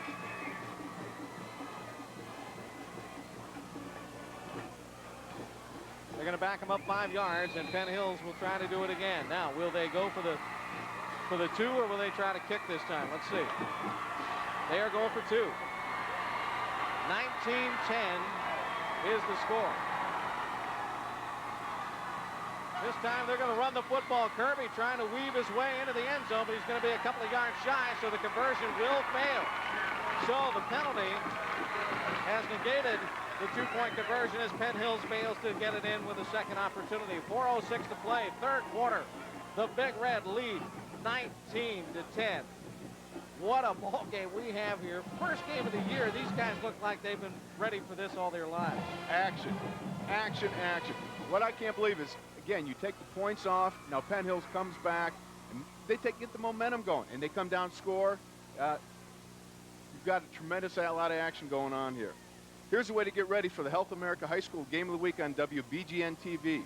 Every Friday night at 9, it's the Bob Davie Show. Join the Notre Dame head coach as he reviews and previews all of the action in another exciting Irish season. The Bob Davie Show every Friday night at 9 on WBGN TV. Call your cable operator and ask for WBGN TV. Gotta have it. Gotta have it. Glenn Hood, 4 of 7 passing, 102 yards in this ball game tonight. How hard do you think Glenn was squeezing that pigskin when he saw Matt Tack go down? I mean, that's one that can make you squeeze the trigger just a little too hard, and you float one out there, gun it out of bounds. It was really great. He kept calm. He let it out, just laid it out there so that he could run underneath it. And he did. Gerald Horsley, the senior, 6 feet tall, 190 pounds. And when he made the catch, he made sure that ball was in his hands. He almost all the way. relaxed for a second. Looked it there all and the said, way in. okay, now I've got it. I'm going. Classic case of looking that ball in. Yes, sir. You know what I think is great about all this, guys, is that we are talking about young men in high school with that kind of composure. Fantastic. And the first game out, Keith. Yeah. Here's the kick. And how about this, guys? The coaches aren't happy. They never run. There you go. Hey, these kids, this is great. This is fantastic. Joe Laubach's going to have to kick it over again. I believe one of the Big Red was offsides. Going to bring it back. Yep, procedures call on the team that was formerly known as the Indians. They've changed the nickname, obviously, to be politically correct in this day and age, to the Big Red. They're still Penn Hills, as we can see out there on that football field. Going to line the teamers up for another shot here. Yeah, I don't care what name you can call them. You can call them the Pancakes. They are still playing that kind of football. But you doesn't have to call him Johnson, right? Remember that guy? You can call me Ray. That guy cracks me up. I have no idea why. He does the same shtick over and over again, but I just die when I see him. One-trick pony, huh? That's it. Okay, Laubach approaches the football again. What a this time, it's kosher. He gets it away. Bobble a bit. Here come the Tornado with the ball. And look at the beating that Ben Osterling took, but somehow he hung on and returned that ball out to the 26-yard line. He got cracked twice and cracked hard twice, but he was able to hang on. We got some Butler kids made us some real tough stuff here. Takes a licking, but keeps on ticking. Hey, this is a football town. Well, we're going to get into these bad cliches now. I think so. I can see. Is it cliche time? God, I hope not. It's 3:57 left in the game, or in the third period, I should say. And we are at 19-10. Penn Hills in the lead. Butler with the ball, trying to claw back into this thing. Remember, they had the game all but tied. They decided to forget the field goal, take the penalty, take the points off the board. They were intercepted in the end zone. Penn Hills marched downfield and scored. We see now Nathan Mitchell trying to run that ball, spin it off the right side. He's able to find a couple, and that's all. And some gang tackling going on out there. And again, we see big number 86 for Penn Hills in that scrum, and that is Antonio Williams, who's been active tonight. Been active, been all over Mitchell like a... Let's find out what the doc is up to now. Keith? Hard hitting out on the field. You expect that. Lots of cheerleading, but here's something you don't expect. Look at this. Cheerleader injuries. Oh, no. It is so rough here on the sidelines. This young lady's all banged up. Let me go find out what the deal is. Hi there. What's your name, hon? Raylene. Hey, what happened down here? What happened? I fell. That rough of a game. Cheering that hard for your team. Yeah. All right, you going to be okay? Yeah. She'll be back in the game soon. We won't worry about Raylene. Okay, I'm glad she's in good shape. She's smiling. That helps. Hey, that's how rough things are here in Butler. They take their football that seriously. Tornadoes are down 19-10 right now. You saw the pass intended for Tack, thrown too tall that time, so it's 3rd down and 8. I tell you what, John Cody put a lick on Justin Papin. You got his attention there, hit him right between the eyes, and I'll tell you, who else was there was our friend, Mr. WWF, the ransacker there, Mike Dolman. You like that guy, don't you? Oh, you got to love it. Mr. WWF? Well, you know. All right, the triple set goes out wide left this time. It is 3rd down and 8 yards to go. Mania getting set to draw the snap. Quick drop. Flings it sidearm downfield for McGee, but threw it behind him that time. Coverage on the play by Brian Johnson, incomplete at the 40.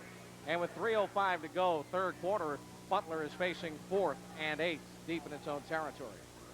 That other guy, number 88, Eric Mejia, made a great rush up the middle. That's a truck coming, I tell you. Justin's starting to unload this ball. He's starting to sit off his heels now. The rush is getting to him a little bit, forcing him to keep letting his throw go off the rear foot rather than the front foot.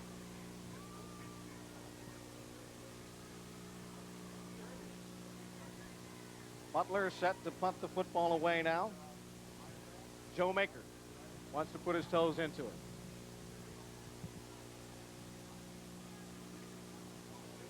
Gets it away cleanly. Good rush by Penn Hills. Kirby trying to get under it, and he lost the football.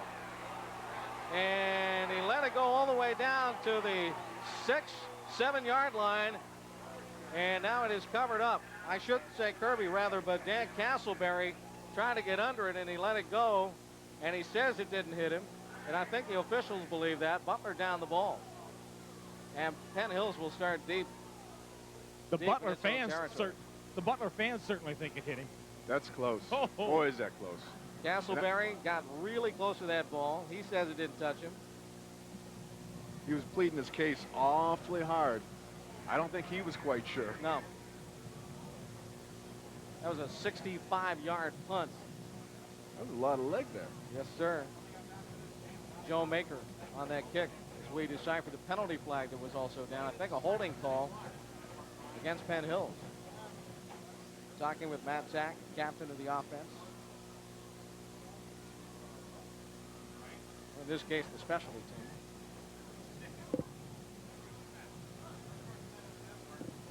See what's going to happen here. They're bringing it back up the other end of the field.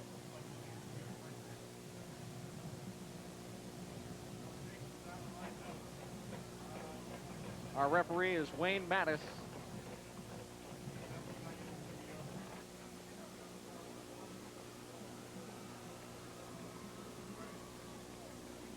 So they're going to bring it back up pretty close to the original line of scrimmage. Let's see where they mark the ball now. It's going to be a holding call against Penn Hills. And it's a 1st down for Butler, so they'll take it back from the line of scrimmage and mark it up 10 yards. Butler will pick up a 1st down. They still have the football. So Penn Hills thought that they had made a critical error there, but, you know, frankly, they're in better shape here on defense than they would have been on offense down there. There's no doubt about it, but what a critical error for Penn Hills. What a great break for Butler here. Oh, Neil Gordon does not like this at all. I think you've seen that face before, too, haven't you? Oh, yeah. We have some intensity, folks. He wants that football. They've continued to hold up play here with 2:51 left in the 3rd period. 19-10, Penn Hills leads it here on the Health America High School Football Game of the Week on WBGN. Chris Shovlin back with you. Keith James has been here all 6 seasons of our coverage, and Craig Wolfley, the former Pittsburgh Steeler, our newest member of our broadcast team. Chris, if I've been here for 6 seasons, do I get like pension or something like that? I think you have to stay around for 10. Ah, okay. All right. They won't even give Wolfley a golf shirt. I don't want one if it looks like Keith. Pena with the ball. Drops back and is sacked. It's our friend Joe Ciccarelli making a great play. He is playing a whale of a ball game That's tonight. the 2nd time he's gotten to Papania off the backside. 6'1", 180, and here he comes like a thunderbolt. Honestly, I don't think he saw him because I think he's looking at Dolman again. Mike Dolman keeps coming. That's a great war between Nathan Mitchell and Mike Dolman as far as blocking, pass blocking, and rushing. So Penn Hills fired up on the defensive side, and it's a loss for Butler of about 10 yards. Let's call it a 9-yard deficit. 2nd down, 19. telling you, Joe Ciccarelli is really getting some heavy consideration for our Wendy's player of the game. Pass out to the left side intended for 21 Brett Schmidt, incomplete. You've got some blitzing coming off the right corner there.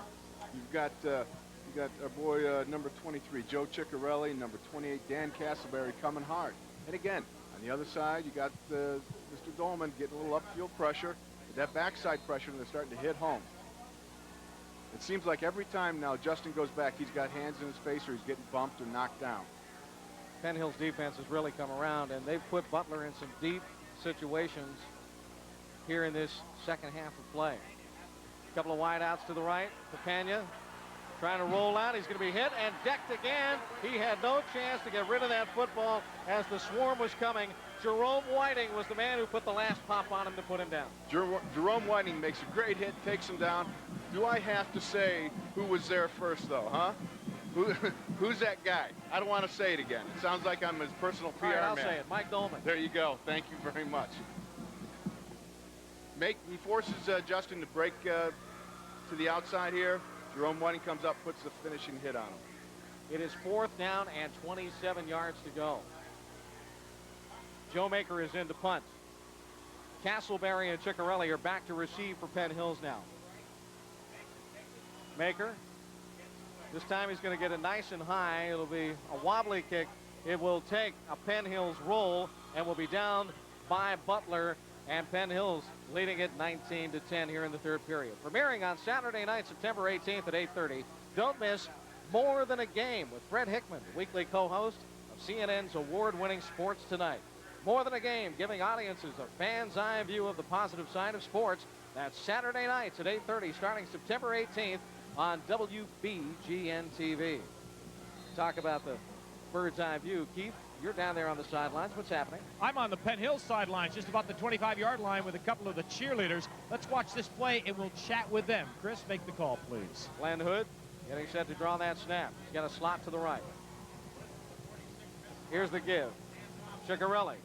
He's going to turn it upfield 50, 45 down to the 42, and a first down for Penn Hills. That's just more of what the Penn Hills cheerleaders have had to cheer about tonight. What's your name? Alyssa McCullough. And your name? Casey Crowley. You guys aren't doing too bad right now. No, we're not. Okay, how about your name? Danielle Horner. And over here? Jamie Britt. Okay, what's new this year, Katie? These uniforms look pretty crisp. Yeah, we just got them this year. Our school district added us into the athletic fund. Okay, you got a little funds for the school. Did you raise some money on your own as well? Yeah, we had car washes every weekend, and we had a cheerleading camp for little girls. Really? Car washes. I'll tell you, my car's parked over here. Here's $3. You want to go take care of it? Oh, it's $4. Chris, they'll have to wash your car. I don't have that much money. Thank you, ladies. My car is a lost cause. Well, not the first down, but close to it. Second down and short. And let's see, the official's going to bring the chain crew out. I think they might be. It took them a while to figure out whether or not to do it. No, now they are going to say it is a first down. I was right on the first call. They should have listened to me. Well, thank you. I'm glad you admit that. You know, we've been talking so much about Butler's passing game that Glenn Hood, I want to tell you some things about him and what he's had to go through to mature as a senior quarterback of this ball club. Here he goes again. This is his second year as a starter. Play fake. He's going to roll. Hood throws. Man downfield. Horsley again. Caught at the 5 and driven out of bounds to the 4-yard line. Gerald Horsley, the man who just scored the Penn Hills touchdown moments ago. What a gets another play. big catch. What a play. Glenn Hood rolling out to the side, showing that very composure you were talking about, Chris. He keeps going. He's got a lot of pressure, but he keeps looking, holds the ball, lets it go. What an arm. Throws a weight on there. Mr. Horsley goes up and gets that ball. Damon Graham was on his back and dragged him down to prevent the touchdown, but Penn Hills, here they come again. First and goal from the 4.